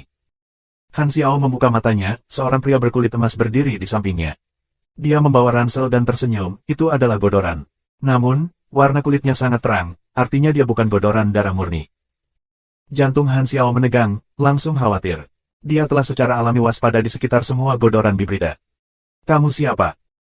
Haha, sepertinya aku terlalu langsung, izinkan aku untuk memperkenalkan diri. Godoran ini membungkuk dengan elegan dan berkata dengan nada sopan, namaku Alvin. Seperti yang kamu lihat, aku seorang Godoran. Namun, jangan khawatir, aku bukan darah murni yang arogan, hanya campuran Godoran dan galaksi Human Race yang normal. Aku minta maaf karena mengganggu, aku hanya berharap menemukan teman di perjalanan singkat ini. Petik 2. Han Xiao dan yang lainnya bingung. Seorang asing datang entah dari mana dan ingin berteman dengan mereka. Tidak peduli bagaimana mereka melihatnya, itu benar-benar aneh. Mungkinkah pesona seseorang telah menarik pria ini? Mereka langsung menatap Faidin lalu pada Han Xiao. Han Xiao menunjuk ke samping dan berkata, ada kursi kosong di sana.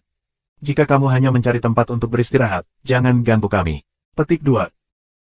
Tidak, tolong jangan salah paham. Alvin tiba-tiba duduk dan mendorong Herlus, seolah-olah dia akan duduk di sana, apapun yang terjadi. Dia tersenyum dengan tulus dan berkata, aku juga seorang musafir di Noriose, teman-temanku tinggal di pelabuhan, dan hanya aku yang muncul ke permukaan. Terlalu kesepian untuk bepergian sendirian, dan aku suka berteman. Ada pepatah di rumah aku yang berbunyi, berteman dengan orang asing adalah cara pria. Petik 2. Hei, jangan desak aku. Kami belum setuju untuk membiarkan kamu duduk. Herlus tidak senang. Kamu bermain Wayne Card. Alvin melihat kartu di atas meja, dan matanya berbinar. Dia mengeluarkan setumpuk kartu, membantingnya di atas meja, dan berkata, yah, kebetulan aku adalah master di Wayne Card. Aku menggunakan set kartu Light Territory dan belum pernah kalah oleh siapapun. Ayo, berani main ronde. Petik 2. Bagaimana kabarmu begitu cepat untuk menjadi ramah? Siapa yang mau bermain kartu denganmu? Herlus terdiam. Alvin tertawa keras dengan percaya diri dan berkata, memang, bermain saja tidak menyenangkan sama sekali. Mari kita tambahkan beberapa taruhannya. 50 enas untuk putaran, apakah kamu berani bermain dengan aku? Petik 2. Haha, apakah kamu menantangku? Herlus terpancing. Dia merasa bahwa posisinya dan harga dirinya sebagai bintang judi Dewa Hitam telah dihina. Walaupun ada beberapa orang di kelompok bintang bayaran Black Star. Pada saat yang sama, Herlus diam-diam menoleh untuk melihat Han Xiao. Han Xiao memberinya tanda tangan, menandakan bahwa itu baik-baik saja. Dia baru saja memeriksa Alvin. Godoran ini sangat lemah, dan tanda energinya hampir tidak mencapai standar grade C. Dia bisa menghancurkannya dalam sedetik, jadi itu bukan ancaman. Dia ingin melihat apa yang Godoran ini coba lakukan dan apa motifnya, jadi dia membiarkannya tinggal dan mengamatinya dengan cermat. Herlus menerima persetujuan. Dia duduk di hadapan Alvin, mengatur set kartu namanya, dan menyeringai, karena kamu ingin memberiku uang gratis, aku akan mengabulkan permintaanmu. Haha, masih belum pasti siapa yang akan kalah, Alvin tertawa keras. Tawanya bisa terdengar di seluruh kabin. Penumpang lain melihat ke atas. Keduanya memulai putaran, yang dengan cepat menjadi intens. Alvin sangat cepat membiasakan diri dengan orang lain dan berbicara dengan nada seolah-olah mereka sudah berteman sangat dekat. Setelah tahap canggung awal, suasana segera menjadi harmonis saat mereka mengobrol dan bercanda satu sama lain. Han Xiao menatap Alvin dari awal sampai akhir, mencegahnya dari memiliki motif tersembunyi. Pada saat yang sama, dia diam-diam mengaktifkan detektor logam dan detektor gelombang kalau dia memiliki beberapa perangkat padanya. Namun, Alvin sama sekali tidak melakukan gerakan aneh, semua yang dia miliki padanya normal. Dia hanya bermain kartu dengan penuh semangat di sepanjang jalan, berteriak dan bercanda, tampak sangat berterus terang. 2 jam kemudian, kereta tiba di stasiun. Alvin menghirup udara segar, berbalik, dan sedikit membungkuk ke arah Han Xiao dan yang lainnya. Itu adalah perjalanan singkat, tetapi waktu yang dihabiskan sangat mengagumkan. Itu akan terukir dalam pikiran aku sebagai kenangan indah. Aku dengan tulus berterima kasih kepada teman-teman untuk perusahaan kamu. Kita teman sekarang. Aku berharap bahwa kita akan memiliki kesempatan untuk bertemu lagi di masa depan. Petik 2. Kemudian, dia melambaikan tangan, berbalik, dan pergi dengan tasnya. Orang aneh, gumam Sylvia. Pria yang ramah, kata Faydin sambil tersenyum. Dia mungkin hanya pejalan kaki yang jujur. Kami mungkin terlalu banyak berpikir, kata Herlus. Han Xiao meliriknya dan tidak berkomentar. Meskipun dia masih tidak tahu motif Alvin, dia jarang percaya bahwa ada sesuatu yang kebetulan. Sekalipun lelaki yang bernama Alvin ini tidak melakukan sesuatu yang abnormal selama perjalanan, dia tetap tidak lengah. Dia menepuk kepala logam Philip dan berkata, menangkap penampilannya. Total 372 foto, Ham. Ada satu untuk setiap sudut, Ham. Jangan pedulikan dia untuk saat ini. Kami akan pergi mencari target kami. Han Xiao mengangguk dan berjalan maju. Lalu ia dengan santai bertanya, ngomong-ngomong, aku tidak melihat sebelumnya, apakah kalian memenangkan uang dalam kartu? Herlus menggaruk kepalanya. Pria itu cukup baik, dia menang beberapa ratus dariku. Aku kalah banyak, jadi aku membiarkan Faydin membantuku. Dia memenangkan beberapa putaran, dan kemudian kami tiba. Kesimpulannya, kebetulan itu dasi. Tidak ada yang menang atau kehilangan uang. Petik 2. Langkah kaki Han Xiao tiba-tiba berhenti, dan dia mengusap dagunya. Alvin, belum pernah mendengar nama ini sebelumnya. Menarik. Karena Han Xiao tidak tahu motif Alvin, ia meletakkan masalah itu di benaknya, mengikuti petunjuk dari Intel, dan menemukan tempat terakhir bahwa target muncul. Itu adalah jalan pedesaan sempit yang dikelilingi oleh gedung-gedung tinggi. Di antara gedung-gedung tinggi itu, ternyata ada sebuah villa yang relatif pendek. Gaya konstruksinya cocok dengan estetika manusia, halus, simetris, dan dengan halaman. Itu tampak seperti rumah pribadi. Pintu paduan tertutup rapat, jadi bagian dalamnya hanya bisa dilihat melalui jendela kecil di pintu. Tidak ada seorang pun di halaman saat ini. Han Xiao melihat sekeliling dan memperhatikan tombol di samping pintu, kemungkinan bel pintu untuk pengunjung. Kami di sini untuk mencari seseorang, bukan untuk membunuh. Ahem, menyelinap masuk. Yang terbaik adalah mengetuk. Targetnya masih memiliki pandangan jauh ke depan. Jika dia ingin melihat kita, dia akan keluar sendiri. Petik 2. Setelah menekan bel pintu, mereka menunggu di gerbang. Mereka terbiasa memanjat tembok, jadi sekarang mereka harus berjalan di gerbang depan, mereka merasa tidak nyaman. Setelah beberapa saat, Han Xiao menekan bel pintu beberapa kali lagi, tapi tetap saja, tidak ada yang menjawab. Mungkin tidak ada orang di dalam, atau orang di dalam tidak mau membuka gerbang. Bagaimana menurutmu? Masuk. Herlus mengangkat bahu. Karena tidak ada yang menjawab, kita akan masuk dan melihat sebelum. Ledakan. Kalimat Han Xiao belum selesai ketika ledakan keras tiba-tiba datang dari atas. Dia terlalu akrab dengan suara ini, itu adalah suara meriam yang ditembakkan. Han Xiao bisa menganalisis model meriam hanya dengan suaranya. Menghindari. Semua orang di sana adalah super, jadi kecepatan reaksi mereka sangat cepat. Mereka segera melompat dari tempat awal mereka. Ledakan. Ledakan berantai terjadi di tempat mereka awalnya berdiri, dan asap hitam memenuhi udara. Ini adalah efek dari roket yang meledak. Mendongak mengikuti lintasan peluru, itu dari satu jendela di gedung di seberang villa. Cukup banyak makhluk vertikal yang menjulurkan kepala mereka keluar jendela dan melihat ke bawah. Salah satunya masih memegang peluncur roket. Saat berikutnya, 10 atau lebih makhluk melompat keluar dari jendela dan jatuh tepat ke tanah dari ketinggian puluhan meter. Asap tebal menghilang di angin, menunjukkan wajah sebenarnya dari makhluk-makhluk itu, sekelompok makhluk batu. Mereka memiliki 4 lengan, 2 kaki, dan 1 kepala, mengenakan pakaian pertempuran sederhana dan polos, dan memiliki beberapa senjata api di tangan mereka. Beberapa bahkan memiliki senjata jarak dekat seperti kapak mekanik, palu perang, dan sejenisnya. Mereka mengeluarkan getaran tentara bayaran ketika mereka berada di ambang menyerang. Han Xiao dan geng hanya mencari seseorang, mereka tidak menyangka akan diserang, jadi mereka terkejut. Kenapa kamu menyerang kami? Tanya Sylvia. Seseorang membayar kami untuk memberimu pelajaran, kata seorang pria batu. Ajarkan kami pelajaran. Sylvia hendak menjawab, tetapi tiba-tiba, wajahnya berubah, dan dia berteriak, tidak, Philip. Han Xiao menoleh mengikuti suaranya. Di sekitar kaki tentara bayaran batu ini, bagian yang rusak tumpah di seluruh lantai. Philip terlalu lambat dan tidak bisa menghindari ledakan sebelumnya. Itu telah hancur berkeping-keping dan menjadi tumpukan besi tua. Pada saat ini, para prajurit batu ini menyerang. Mereka menggeram dengan suara aneh dan menyerbu ke arah Han Xiao dan yang lainnya. Han Xiao berdecak. Dia mengeluarkan bola terkompresi dari kalungnya, melemparkannya ke lantai, dan itu dengan cepat meluas ke baju mekanik Amphitheater hitam. Namun, dia tidak memakainya, itu berdiri di sampingnya. Kali ini, Han Xiao berkata dengan suara yang dalam, kalahkan mereka. Bersenandung. Mata setelan mekanik Amphitheater tiba-tiba menyala. Setelan mekanik ini bergerak sendiri. Mengayunkan kakinya ke samping seperti bulu mata hitam, mencambuk prajurit batu terkemuka di dadanya. Pak! Kekuatan besar itu menghempaskannya dan menghantamnya ke dinding, menghancurkan tumpukan besar kerikil. Tidak diketahui apakah itu dari dinding atau dari tubuh prajurit batu. Agar efektif, mode tempur diaktifkan, musuh terpesona, Setelan mekanik Amphitheater yang kosong berada dalam mode tempur, dan suara Philip keluar dari helm. Philip adalah kecerdasan buatan, jadi ia hidup dalam sistem komputer. Mesin hanyalah apa yang dikontrolnya. Ketika shell dihancurkan, itu tidak akan rusak dengan itu. Intinya ada di balik lapisan perlindungan. Dengan kecepatan komputasi kecerdasan buatan, ia dapat secara bersamaan mengendalikan lebih banyak binatang buas mekanis daripada sebelumnya. Lebih lanjut, dengan simulasi pertarungan dalam basis data, ia dapat berimprovisasi di tempat dan bertarung secara independen dengan standar tinggi. Ini berarti bahwa Philip dapat menggantikannya dan mengemudikan pakaian mekanik, dan itu bisa mengemudikan lebih dari satu. Chip pintar sebelum ini memiliki kecepatan komputasi yang terbatas, kemampuan tempur yang relatif lemah, dan tidak bisa bereaksi dengan cepat. Ini adalah atribut yang paling diperlukan di medan perang yang selalu berubah, jadi chip pintar hanya dapat digunakan sebagai fitur pelayan dalam kombinasi dengan koneksi saraf Han Xiao. Namun, dengan sistem pintar baru yang dibangun dengan Advanced Artificial Intelligence Technology, seperti peningkatan dari senjata bubuk mesiu menjadi senjata elektromagnetik, itu adalah pembaruan dan peningkatan yang lengkap. Gaya Han Xiao memiliki efektivitas yang sangat terbatas terhadap musuh pada tingkat yang sama, tetapi bersama dengan pakaian mekanik yang kuat yang dioperasikan oleh kecerdasan buatan, itu akan membuat tingkat dampak yang sama sekali berbeda. Setelan mekaniknya adalah senjata mekanik berkualitas tinggi, jadi ini menutupi kekurangan prajurit robotnya.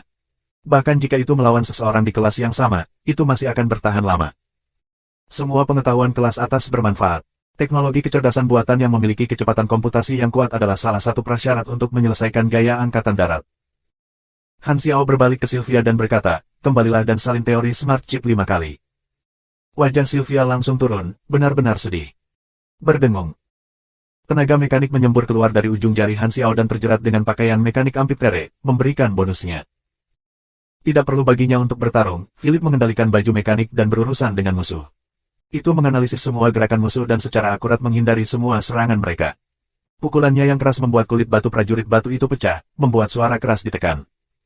Dong, dong. Kerikil muncrat kemana-mana.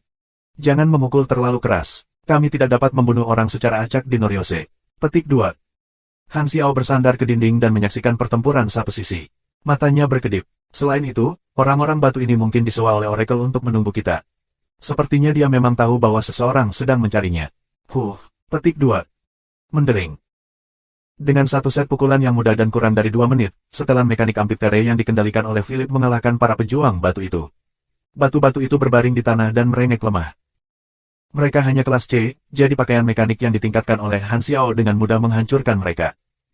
Tidak, kulitku yang halus. Kepala prajurit batu memandangi tubuhnya yang pecah dan meratap. Dalam hal estetika pria batu, kualitas batu di permukaan tubuh mereka sama dengan daya tarik mereka. Yang paling indah tentu saja adalah berlian, kristal, dan mineral dari jenis yang sama. Bahkan jika itu adalah batu biasa, jika sehalus cermin, mereka akan dianggap tampan. Bahkan jika mereka bisa mencerna batu untuk menyembuhkan luka mereka, akan butuh waktu sangat lama bagi mereka untuk pulih. Kerangan pria berukuran besar ini membuat Han Xiao merasa ingin memukulnya lagi. Kamu bahkan tidak lebih kuat dari kami, namun kamu ingin memberi kami pelajaran. Di mana kamu menemukan keberanian? Volga tertua memandang mereka dengan jijik. Han Xiao sedikit terkejut dengan betapa lemahnya prajurit batu itu. Tidak mungkin bagi majikan mereka untuk tidak tahu seberapa kuat Han Xiao dan yang lainnya.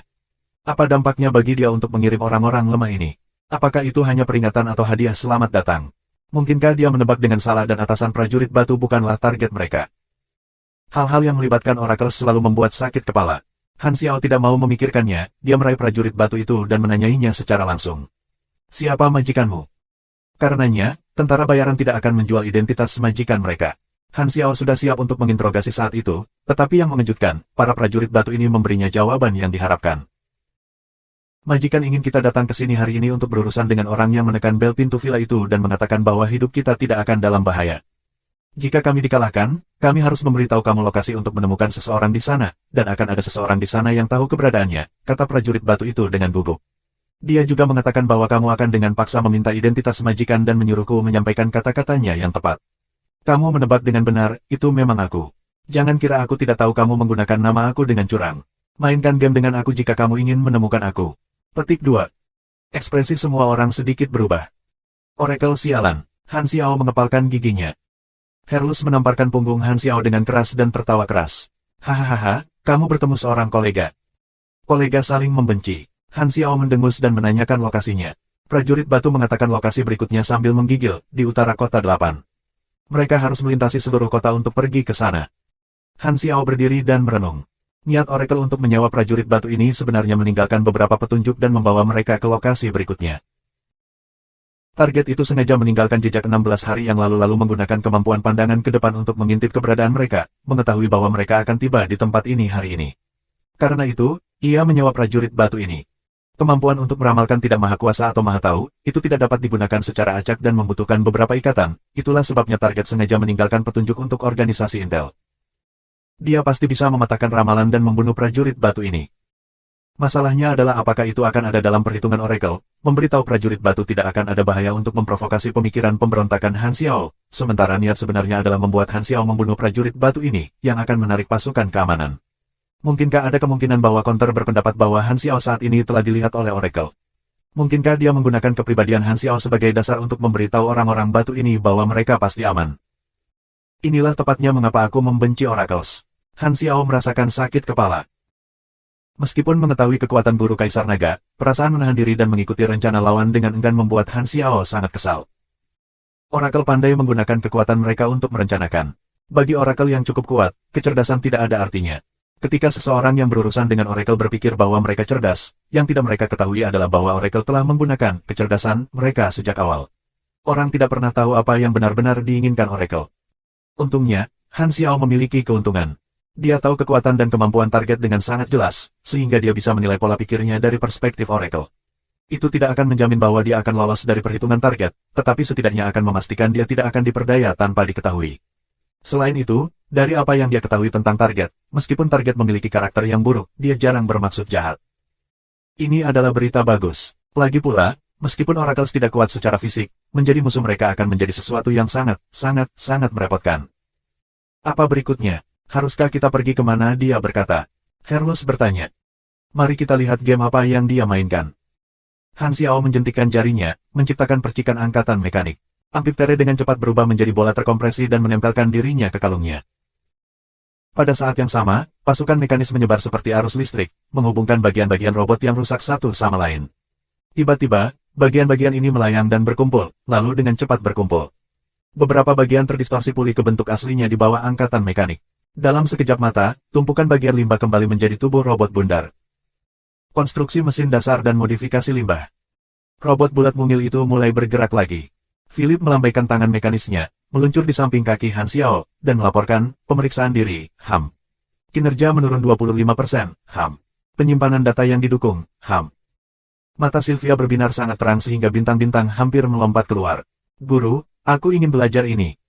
Kamu ingin lari sebelum belajar berjalan. Han Xiao meliriknya. Dia mengambil bak terbang mekanis yang dia diam-diam dikirim sebelumnya untuk mendeteksi bagian dalam villa, memastikan tidak ada orang di dalam, dan berbalik. Tidak ada petunjuk lagi di sini, ayo pergi. Mereka meninggalkan jalan pedesaan ini, meninggalkan sekelompok lelaki batu meratap. Pada saat yang sama, di lokasi rahasia di Noryose City 4, banyak anggota Darkstar dikumpulkan di ruangan gelap. Mereka sering suka menjadi tuan rumah operasi rahasia di tempat-tempat gelap seperti itu. Menurut intel kami, pengkhianat itu muncul secara bersamaan di pusat kota 7, timur laut kota 6, dan stasiun kereta kota 4. Kemampuannya adalah memiliki 5 doppelgangers. Salah satunya ada di tangan kita, keberadaan 3 lainnya telah terungkap, dan yang terakhir belum ditemukan. Itu seharusnya tubuh aslinya yang dia sembunyikan. Doppelgangernya tidak bisa terlalu jauh dari tubuh aslinya, atau mereka akan lenyap. Jarak pastinya tidak diketahui, tetapi itu tidak akan lebih jauh dari sebuah planet. Karenanya, dia masih berada di Noryose, kata seorang prajurit Darkstar. Di sudut ruangan, seorang bodoran diikat erat ke kursi. Bodoran ini berlumuran darah, dan tidak diketahui berapa banyak penderitaan yang dia alami. Dia tampak persis seperti Alvin, dan dia mencibir. Apa yang kamu tertawakan? Teriak seorang prajurit Darkstar. Hehehe, kamu tidak akan pernah menangkap tubuh asliku.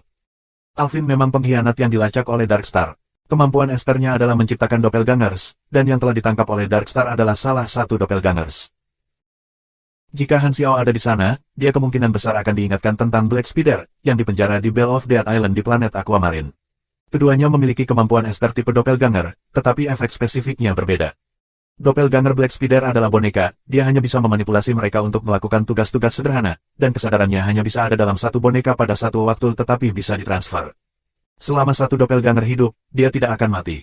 Dia sangat sulit dibunuh. Alvin berbeda, hingga 5 doppelgangers bisa ada pada satu waktu, dan masing-masing dari mereka bisa bertarung sendiri.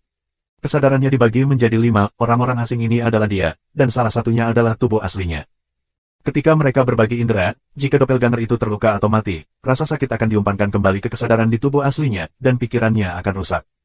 Selain itu, para doppelgangers akan hancur jika mereka terlalu jauh dari tubuh asli, yang sama dengan kematian dan juga akan memberikan sejumlah kerusakan pada kesadaran tubuh nyata. Jadi selama mereka memiliki kendali terhadap satu doppelganger, mereka akan dapat menentukan perkiraan area di mana tubuh asli berada. Alvin masih tersembunyi di Noryose. Kapten Forsyth, seorang tentara tiba-tiba berkata, intel terbaru menunjukkan bahwa doppelganger di City 4 naik kereta ke City 8.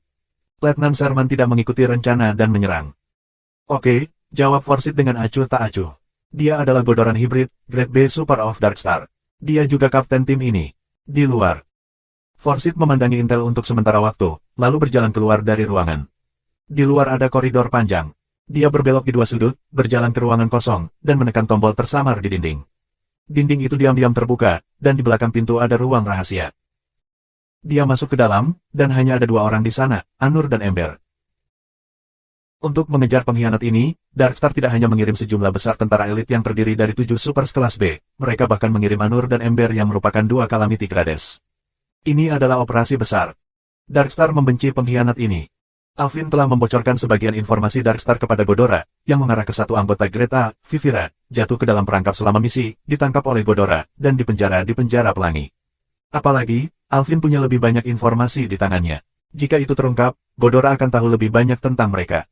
Ini adalah bahaya besar yang tersembunyi. Darkstar tidak akan membiarkan pengkhianat hidup. Sekarang setelah tim menjebak Alvin di Noryose, itu adalah permainan kucing dan tikus. Cepat atau lambat, mereka akan menemukannya. Oleh karena itu, informasi tidak akan bocor untuk saat ini. Jika Alvin ingin hidup, dia hanya bisa mengandalkan penyelamatan, dan jika dia memberikan semua yang dia tahu kepada Godora, dia tidak akan memiliki nilai untuk Godora lagi. Karenanya, dia tidak bisa mengatakan apa-apa sampai Godora mengirim seseorang untuk menyelamatkannya. Darkstar juga sangat jelas dalam hal ini. Karena kekhasan Noryose, baik Darkstar maupun Godora tidak akan mengirim kapal perang untuk mengelilingi planet ini. Konsorsium ini memiliki jaringan yang sangat mengakar dan koneksi yang kompleks dengan beberapa peradaban tingkat bintang klaster. Jika mereka menginginkan Alvin, mereka hanya bisa mengirim prajurit super mereka untuk bertindak di planet ini. Yang mulia, Forsyth membungkuk dengan hormat dan berkata, kami memiliki informasi baru. Seorang pengkhianat-pengkhianat itu naik kereta menuju kota 8. Sherman tidak mengikuti rencana serangan. Petik 2. Kenapa? Anur bertanya dengan suara berat. Dia tidak sengaja bertemu dengan kelompok tentara bayaran Black Star di kereta. Kata Forsyth, Alvin duduk bersama mereka, dan Sherman tidak memiliki kepercayaan diri untuk menyerang. Bintang hitam. Anur mengerutkan kening dan memandang Ember di samping. Dia masih ingat bagaimana Ember terobsesi dengan Black Star. Anur berkata dengan suara berat, tugas itu lebih penting. Kami bersembunyi di kegelapan, jadi tidak perlu memprovokasi dia. Petik 2. Ketika Ember mendengar nama ini, wajahnya tidak berubah sama sekali.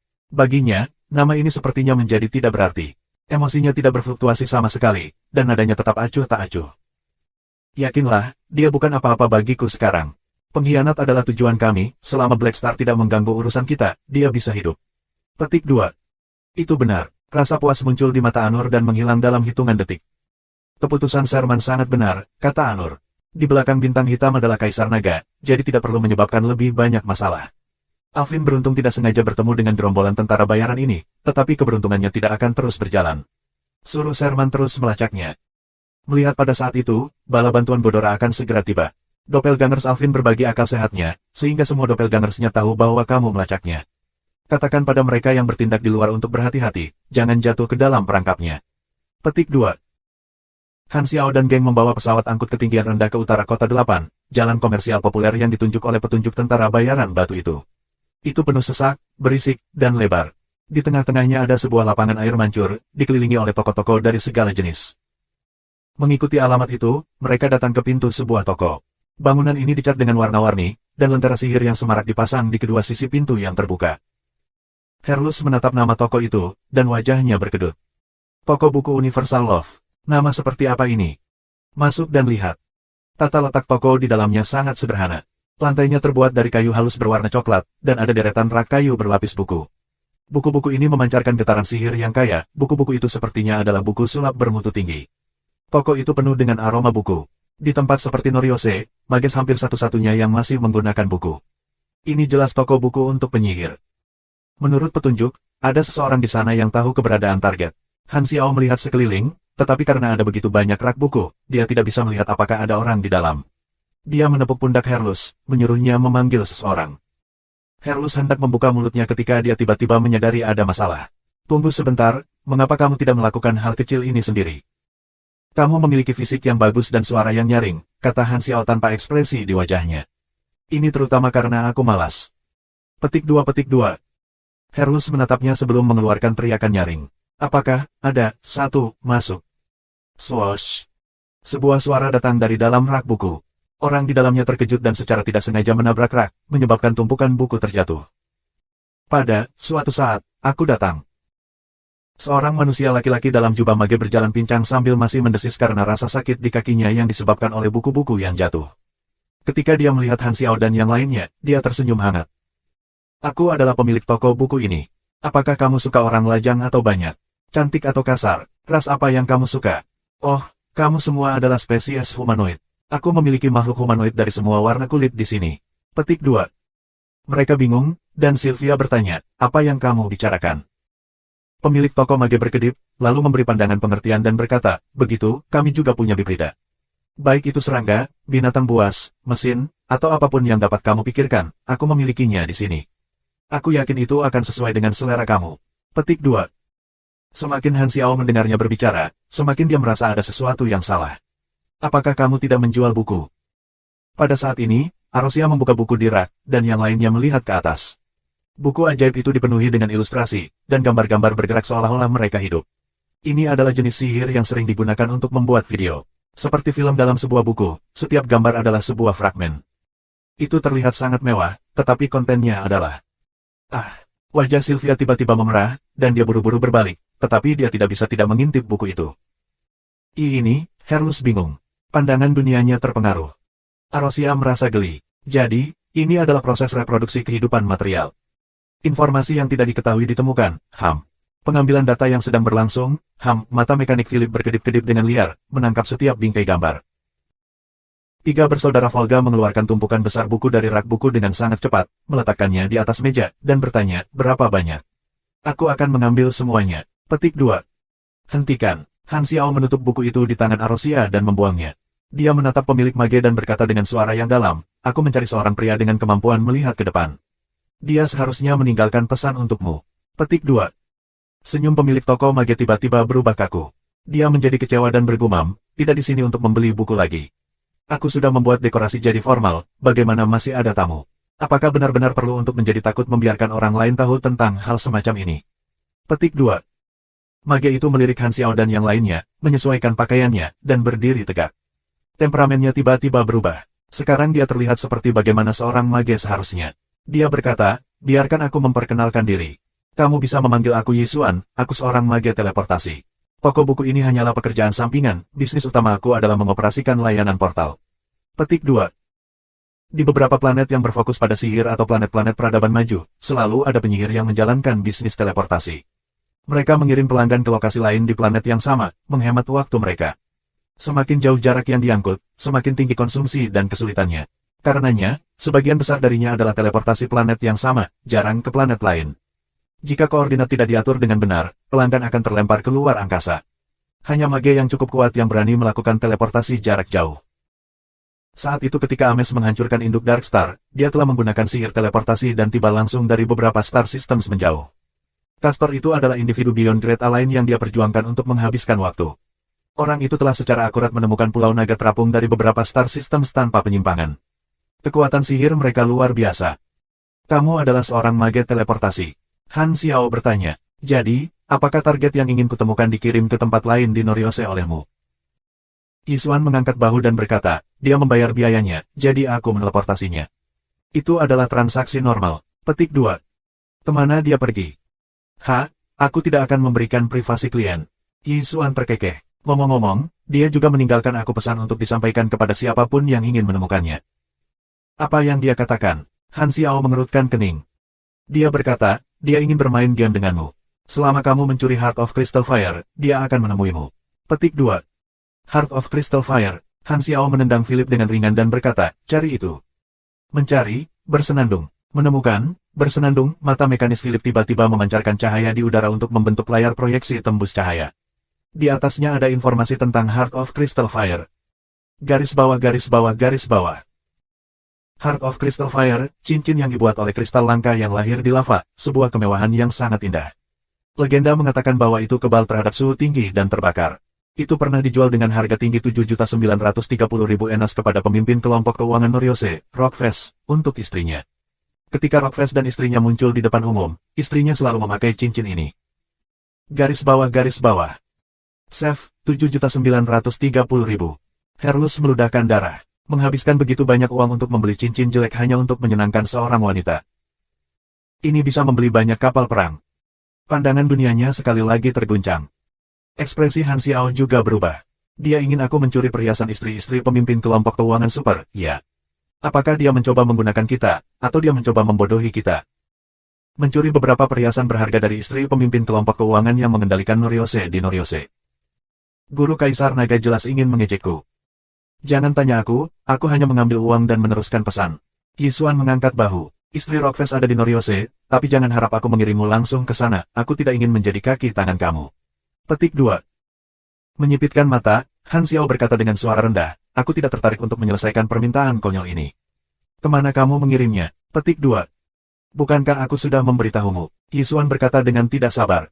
Aku tidak akan mengungkapkan privasi pelanggan. Juga, jangan berpikir untuk menyuap aku memiliki etika profesional. Petik 2. Kalau begitu jangan salahkan aku karena telah memukulmu. Dengan ekspresi galak, Herlus mengangkat tinjunya yang besar dan melangkah maju. Dia berencana menakuti mage teleportasi ini. Tangannya baru saja akan menyentuh kerah Yisuan ketika terjadi perubahan. Bersenandung. Sebuah pintu cahaya tiba-tiba muncul tepat di celah di antara mereka berdua. Herlus terkejut. Reaksinya sangat cepat, jadi dia segera menghentikan momentum maju dan akan segera mundur. Yang mengejutkannya, sebuah tentakel merah tiba-tiba menjulur keluar dengan cepat dari pintu yang ringan dan melilit tubuhnya. Sebuah kekuatan besar meledak dari tentakel dan menarik Herlus ke pintu cahaya saat Herlus menghilang. Kemudian, suara seperti pusaran air muncul di udara. Pintu cahaya berputar di sekitar titik tengah, menyempit, dan dengan cepat menghilang tanpa jejak. Herlus, seru Volga tertua dengan kaget. Wajah semua orang tiba-tiba berubah. Suasananya kaku sesaat. Yisuan melirik semua orang dengan bangga. Apa yang dikatakan orang itu benar sekali. Ketika orang-orang di sini menemukan bahwa mereka tidak bisa mendapatkan informasi yang mereka butuhkan, mereka akan mengancam aku. Kamu tidak mengharapkan ini, kan? Aku siap. Petik 2. Han Xiao sangat tenang, tapi dia menahan dahinya dengan frustrasi. Ketika Herlus bertindak, dia sudah menyadari bahwa ada sesuatu yang tidak benar. Dia ingin menghentikannya, tetapi sebelum mulutnya terbuka, Herlus sudah tertangkap. Pugilis yang mampu bergerak terlalu cepat sebenarnya memiliki kekurangan. Benar saja, target menebak situasi ini, jadi dia mengingatkan mage terlebih dahulu untuk menipu mereka. Ketika target membuat permintaan dari atas untuk mencuri Heart of Crystal Fire, itu menjadi pemicu bagi ramalannya. Lebih jauh lagi, bahkan tanpa menggunakan kemampuan ramalannya, reaksi mereka bisa ditebak. Dia tahu bahwa ada peluang besar bahwa mereka akan menolak permintaan itu dan mencari jalan lain dari teleportation mage, dan kemungkinan ancamannya sangat besar. Karena itu, dia melakukan ini untuk menempatkan mereka dalam dilema. Sihir teleportasi, kemampuan menjengkelkan seperti itu, Han Xiao diam-diam menghela nafas. Herlus tidak beruntung tertangkap, jadi mendapatkannya kembali adalah masalah yang mendesak. Suasananya intens. Kali ini, Yisuan menunjuk ke pintu, dan dengan nada memiliki segalanya di bawah kendalinya, dia berkata, aku dilatih dalam sihir teleportasi dan selalu mempertahankannya pada keadaan yang dapat dipicu kapan saja. Sebelum kamu bisa menyentuhku, aku akan bisa berteleportasi, jadi jangan berpikir untuk mengancamku. Temanmu ingin menyerangku, jadi aku akan membiarkannya sedikit menderita. Dalam 2 jam, Aku akan mengirimnya kembali dan melemparkannya di pintu masuk utara kota 8 di mana kamu dapat menemukannya. Sekarang, aku tidak tertarik berkelahi dengan kamu. Jika kamu tidak akan membeli buku, silakan keluar dari toko buku aku, kamu tidak disambut di sini. Petik 2. Tentakel merah tampaknya milik monster, dan sepertinya Herlus telah dilemparkan ke suatu tempat yang tidak mereka ketahui. Jika mereka ingin membawanya kembali, mereka hanya bisa menemukan solusi dari teleportation mage ini. Sihir teleportasi sangat kuat, tetapi ada banyak batasan saat pemain menggunakannya. Persyaratan untuk mempelajarinya sangat tinggi. Selain itu, sebagian besar mantra teleportasi hanya dapat digunakan dalam keadaan non-tempur atau membutuhkan semacam panduan, dan mereka tidak dapat terganggu di tengah jalan. Pada dasarnya, itu hanya bisa digunakan sebagai metode perjalanan. Ada orang kuat di mana-mana. Moriose benar-benar menakutkan. Sylvia menelan ludahnya dengan gugup. Haruskah kita bertarung? Kata kakak tertua Volga kedua dengan muram. Ada banyak orang di sini. Jika perkelahian pecah, tim keamanan akan segera turun tangan. Aku bisa merasakan sihir teleportasinya berada pada kondisi yang dapat dipicu kapan saja. Dia akan pergi sebelum kita bergerak, dan kita benar-benar tidak bisa mengikutinya melalui pintu cahaya. Jika dia menutup pintu cahaya setengah, kita akan dipotong setengah. Petik 2. Yisuan menyela dan berkata, temanmu benar, begitu cepat keluar dari. Sebelum hukumannya selesai, Han Xiao mengaktifkan setelan mekaniknya dan bergegas keluar tanpa mengucapkan sepatah kata pun seperti sambaran petir. Kamu benar-benar tidak mengerti apa yang aku katakan kan, kamu masih belum menyerah dan ingin menyerangku. Aku sudah membaca rencana kamu. Kamu sangat kejam. Petik 2. Yisuan tidak panik sama sekali. Dia mencibir dan mengaktifkan magic teleportasi siaga. Sebuah pintu ringan tiba-tiba muncul di belakangnya, dan dia melangkah ke sana dalam sekejap. Pada saat ini, prajurit baju mekanik yang ingin menyerangnya masih jauh darinya. Dengan kecepatan castingnya, dia akan bisa menutup portal sebelum lawannya mendekat. Saat itu juga, sebuah tangan besar tiba-tiba muncul di depan matanya seperti itu muncul entah dari mana, dan sebelum Yisuan punya waktu untuk merespons, tangan itu melewati portal dan dengan kuat memegang wajahnya. Dengan telapak menutupi matanya, Yisuan tidak bisa melihat apa-apa. Pada saat itu, dia akhirnya panik. Apa yang terjadi? Saat berikutnya, kekuatan gelombang besar datang dari tangan Han Xiao, yang dalam formulir void-nya, menarik Yisuan keluar dari portal. Karena tubuh Yisuan harus melewati pintu cahaya lagi, dia tidak punya pilihan selain dengan cepat menghentikan mantranya yang sudah disiapkan untuk menutup portal, atau orang yang akan dipotong menjadi dia. Situasi langsung berbalik. Dengan kekuatan mekanis yang melonjak, setelan mekanik Void Dragon yang sekarang menjadi cangkang kosong di belakang Han Xiao membelah menjadi beberapa bagian dan menutupi Han Xiao lagi. Dia berayun keras, melempar Yisuan keluar seperti meriam, memecah deretan rak di jalan. Kertas robek berkibar di sekitar. Bang! Yisuan menghantam dinding, yang pecah. Kepalanya berdarah. Dia belum pulih dari pusing ketika dia tiba-tiba merasakan beban di tubuhnya. Han Xiao mengikutinya seperti bayangan, menekan tangannya ke punggung dan menguncinya dengan lutut, sementara tangan lainnya menekan wajahnya di lantai dan langsung menundukkan. Yisuan tidak dapat bergerak.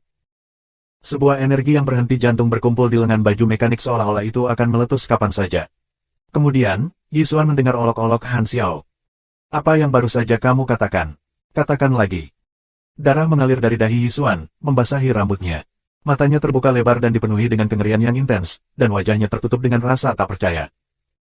Dia tidak mengharapkan metode penyelamatan hidup ini yang telah dia gunakan berkali-kali untuk gagal. Apa yang Han Xiao gunakan adalah talent balapnya, Void Travel. Dalam Void Vision yang hampir statis, gerakan semua orang terhenti. Tidak peduli apa metode pelarian yang dimiliki Yisuan, itu tidak membuat perbedaan. Han Xiao dengan mudah mendekati teleportation mage ini, lalu menonaktifkan Void Vision dan kembali ke dunia nyata, langsung menutup jarak antara mereka dan menangkap lawan. Di mata yang lain, Han Xiao jelas muncul di depan Yisuan entah dari mana. Ho, bagaimana kamu? Han Xiao meningkatkan kekuatan di tangannya dan berkata dengan dingin, biarkan teman aku keluar, dan jangan memainkan trik apapun, kecuali jika kamu ingin otak kamu menciprat ke seluruh toko buku kamu. Aku menyerah, jangan salah sasaran. Yisuan buru-buru melakukan apa yang diperintahkan. Hidupnya terancam, jadi dia tidak berani dipusingkan. Beberapa meter jauhnya, pintu lampu teleportasi perlahan muncul. 15 detik sebelumnya. Bersenandung. Di langit merah, pintu cahaya tiba-tiba muncul. Tentakel merah yang tak terhitung jumlahnya bergegas ke langit dan ke pintu cahaya. Saat berikutnya, Herlus ditarik masuk. Dengan sedikit waktu untuk bereaksi, dia memaksa tentakel itu terbuka dengan tangan, menarik Battleship Switching Blade dari punggungnya, menebas secara horizontal di sekitar tubuhnya, dan memotong semua tentakel menjadi dua. Namun, dia ada di udara, jadi dia jatuh ke bawah. Sekitar 30 meter dari tanah, dia bisa melihat tanah merah marun. Bang! Herlus menghantam lantai. Dia menatap langit, dan pintu teleportasi sudah menghilang. Itu jebakan. Ini tidak bagus. Aku tidak bisa kembali sendiri. Herlus marah dan frustrasi.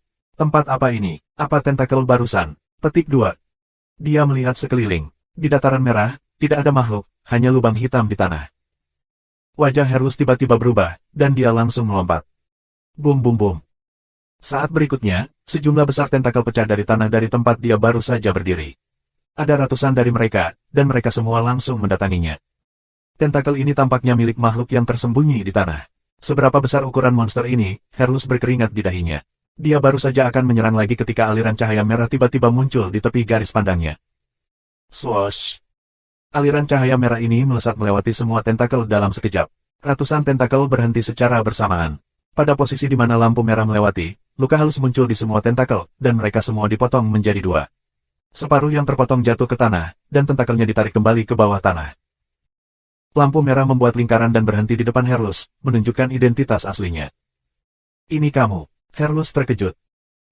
Aku pernah melihatmu sebelumnya. Orang lain itu jelas mengenal Herlus dan juga terkejut. Sebelum percakapan bisa berlangsung, bas dari mantra muncul di langit, dan portal muncul lagi. Sepertinya Kapten sudah selesai dengan mage teleportasi itu. Itu sangat efisien. Petik 2. Mata Herlus menjadi cerah saat dia tertawa terbahak-bahak. Dia memiliki banyak kepercayaan pada Han Xiao. Setelah dilempar ke sini, ia percaya bahwa Han Xiao akan segera membawanya kembali. Seperti yang diharapkan, trik kecil dari mage teleportasi itu tidak ada di depan Kapten. Dia bahkan tidak bertahan selama 1 menit. Hebat, aku akhirnya bisa keluar. Orang lain juga terkejut. Di toko buku, portal terbuka, dan mereka menatap pintu yang terang. Tidak lama kemudian, Herlus terbang keluar, tetapi dia bukan satu-satunya, orang lain mengikutinya keluar dari pintu cahaya. Ada orang lain di dalam. Seru Sylvia, kamu siapa?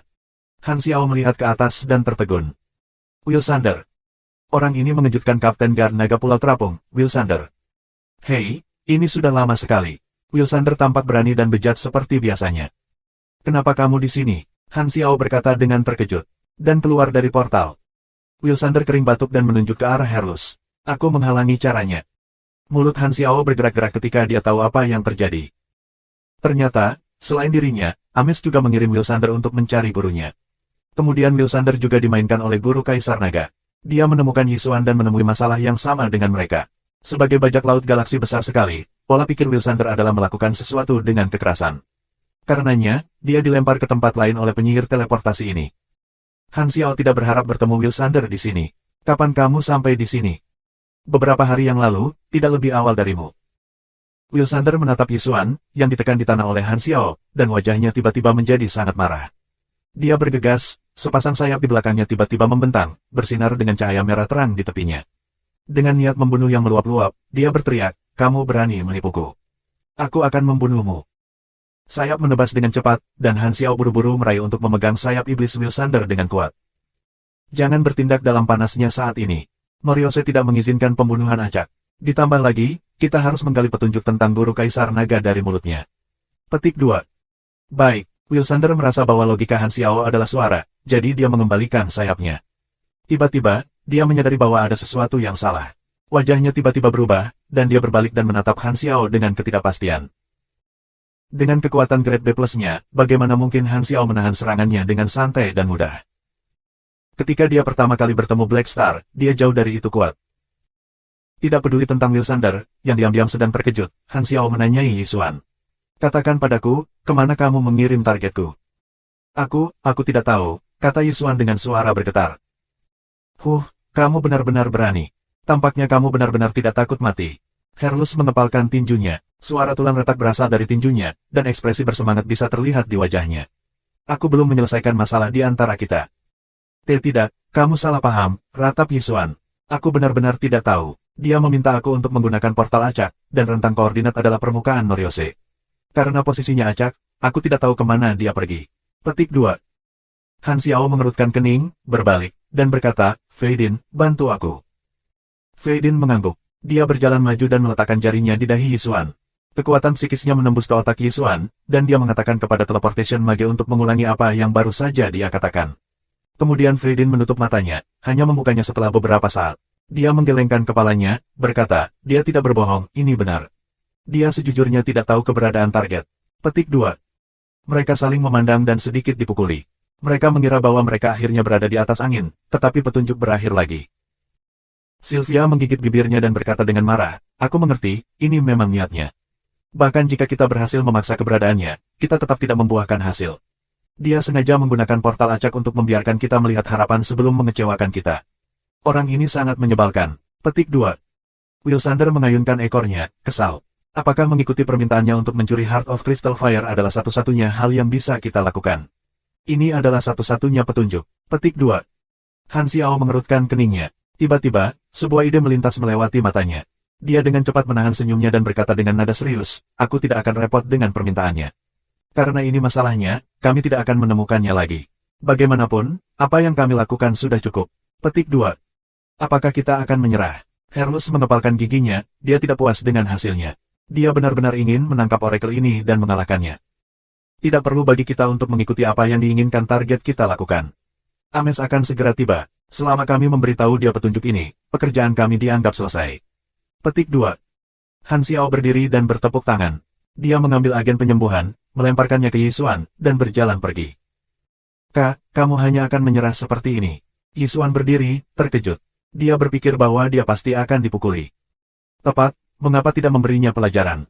Aku sangat dibodohi olehnya," tambah Herlus. Han Xiao memutar matanya dan berkata, "Ayo, setidaknya dia tidak melemparmu keluar angkasa. Dia tidak ingin membunuhmu, dan itu menyelamatkan hidupnya." Petik 2. Kemudian, mekanik besar Han berbalik, melihat kekacauan itu, dan berkata, "Tapi aku tidak akan membayar biaya perbaikan.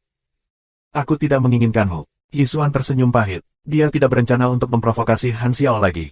Han Xiao memiliki semacam kemampuan teleportasi instan, jadi dia tidak akan bisa berlari tidak peduli seberapa cepat mantra teleportasinya. Dia hanya bagus dalam mantra teleportasi dan hampir tidak tahu apa-apa tentang mantra serangan. Karena bahkan kemampuan intinya tidak berguna, bagaimana dia bisa bertarung sama sekali? Dia hanya ingin menunggu sekelompok orang itu pergi dan tidak pernah kembali. Mereka meninggalkan toko buku yang aneh dan aneh itu. Ada anggota baru dalam kelompok orang, Wilsander. Dia pikir dia lebih suka bekerja sama dengan rekannya daripada bertindak sendiri. Dalam perjalanan, Wilsander menarik Han Xiao ke samping dan berkata dengan nada khawatir, "Apakah kita benar-benar akan menyerah pada target? Akankah Ames marah tentang hal itu?" Petik 2. Tidak perlu, targetnya pasti masih di Noriose. Ketika Ames tiba, tidak akan butuh waktu baginya untuk mencari di seluruh planet mengingat betapa kuatnya dia. Karenanya, kami tidak perlu terburu-buru untuk menemukannya. Selama Kaisar Naga datang, dia tidak punya tempat untuk bersembunyi. Han Xiao sengaja berbisik, seolah-olah dia tidak ingin ada yang mendengar.